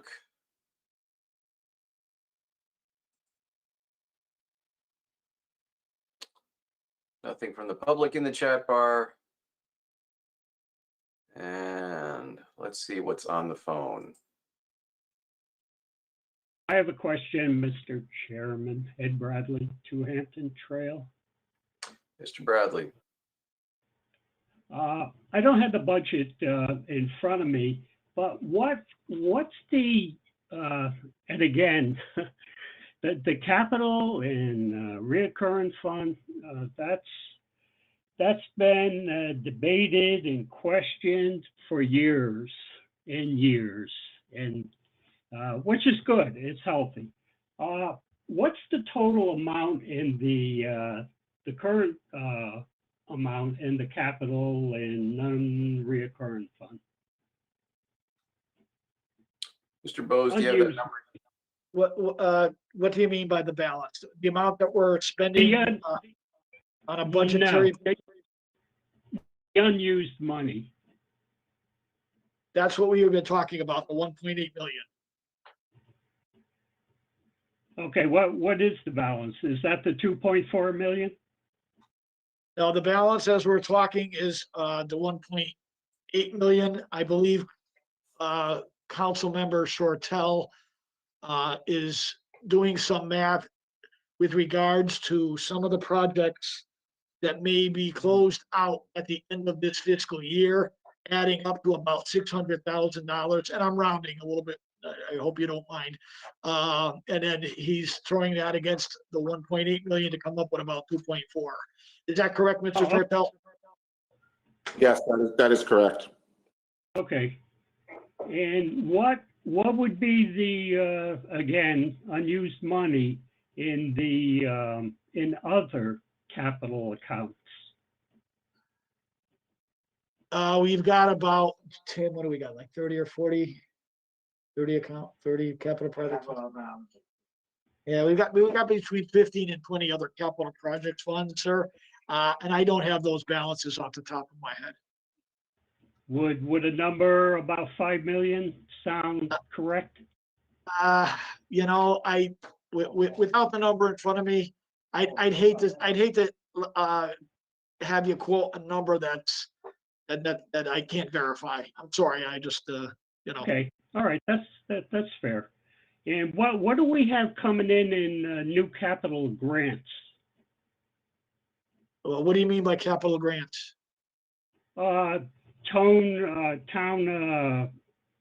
aid road. Oh, okay, yep. CIP. I don't know if there's others. Yeah, no, yeah, it's a good question. It's a good question. You hit the two big ones that the state of Connecticut helps us with. Town Aid Road, as they call it, TAR, in the upcoming fiscal year. Let me just grab the budget.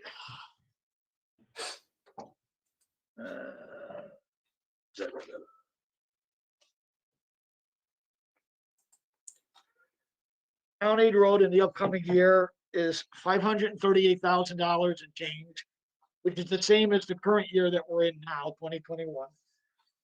And Okay. now what they call LoCIP, the Local Capital Improvement Fund, it's $287,000 and change in the upcoming year. In other words, in the budget that's before the council tonight, and that's the same amount as the current fiscal year as well. Those are the two largest, I would call them capital projects type of funds that the state of Connecticut provides to its municipalities. Yeah, so round numbers, 800,000. Yes. Okay. Let's see. How much is actually budgeted in the coming year from a capital standpoint for town roads? The town roads right now, we have requested from the council the full monies that we just spoke about from the Town Aid Road grant, as well as the Local Capital Improvement Program grant, which are both state grants. And if you look at the cap and non-recurring fund, it looks like a little bit close to $2.1 million. Oh, I'm sorry. The roads townwide paving program is $913,000. And those are the Okay, funds. so There was a time, actually, when I first got here, many 16, 17 years ago, we actually had some money in the operating budget of the Public Works Department, and it was substantial, Mayor, right? I'm asking the mayor because $500,000, was it? 5 to 7. Yeah, I think we had about $400,000 to $500,000 a year in, yeah, we used to call it subdivision paving, and we used to, Mr. McCauley, and before him, his predecessor, used to tackle subdivisions with that money. That was actually in the general fund, AKA tax dollar fund, if you will, local tax dollar fund. But as the years went on and more monies were appropriated for school spending, the general government, frankly, kind of took it on the chin, and that line item kind of went unfunded for many years, and it hasn't been funded for a long time. I don't know if Mr. Beltramitis, I know he wasn't the public works director. I don't know how long he goes back in engineering, if he remembers any of that, but there was some money in the old, in the public works general fund operating budget in their capital section for some paving subdivisions. And when I got here, I believe it was about 400,000 a year, but that kind of faded away over time. Right. So would it be fair to say round numbers about $1 million for town roads? Well, I'd say 900,000 right out of cap and non-recurring it, plus the other 800 that you and I just came up with. I'd say 1.7. Okay. I'd say 1.7 million. 1.7 million. Okay. Got a That's question. Okay. Thanks a lot for that info. Got a question for the mayor. Mayor, you mentioned when you first started talking about capital non-reoccurring and open space. Open space has always been a big issue for me, and over the years, from the early 80s, we had a fella, John Hancock, who used to work, George Hancock, who used to work up in the state we acquired a lot of open space, the preserve down the other end. But would you be receptive to purchasing, if it's available, open space that sits behind the Hilton, bordered by Interstate 91, Route 68, and Williams Road? That is the water protection district that our water division monitors. The Muddy River flows through there. That's that whole area in there is one of the largest aquifers in the town. And that flows into Mackenzie Reservoir. And if my percentage is right, Mackenzie Reservoir supplies 90%, or I think over 90% of the drinking water for the town. So my question to you is, would you be receptive to purchasing that for open space? And also, I'm also told that there are state grants money available for open space. That's my question. Yes, Mr. Bradley, we're always open to assessing any piece of property that someone comes to us and is interested in selling to the town. It's reviewed by the Conservation Commission, and we have them take a look at it to see how it fits within the town's plans as far as maintaining wildlife corridors, et cetera, protecting water supplies. Typically, a property owner would be coming to us and saying they're interested in selling it to us. And then we go through a process of ultimately getting an appraisal on the property and moving from there. But we're always open to that. Okay, can we be a little bit more aggressive in our approach? I did serve on the Conservation Commission for 8 years. I was recently to one of their meetings and brought that to their attention.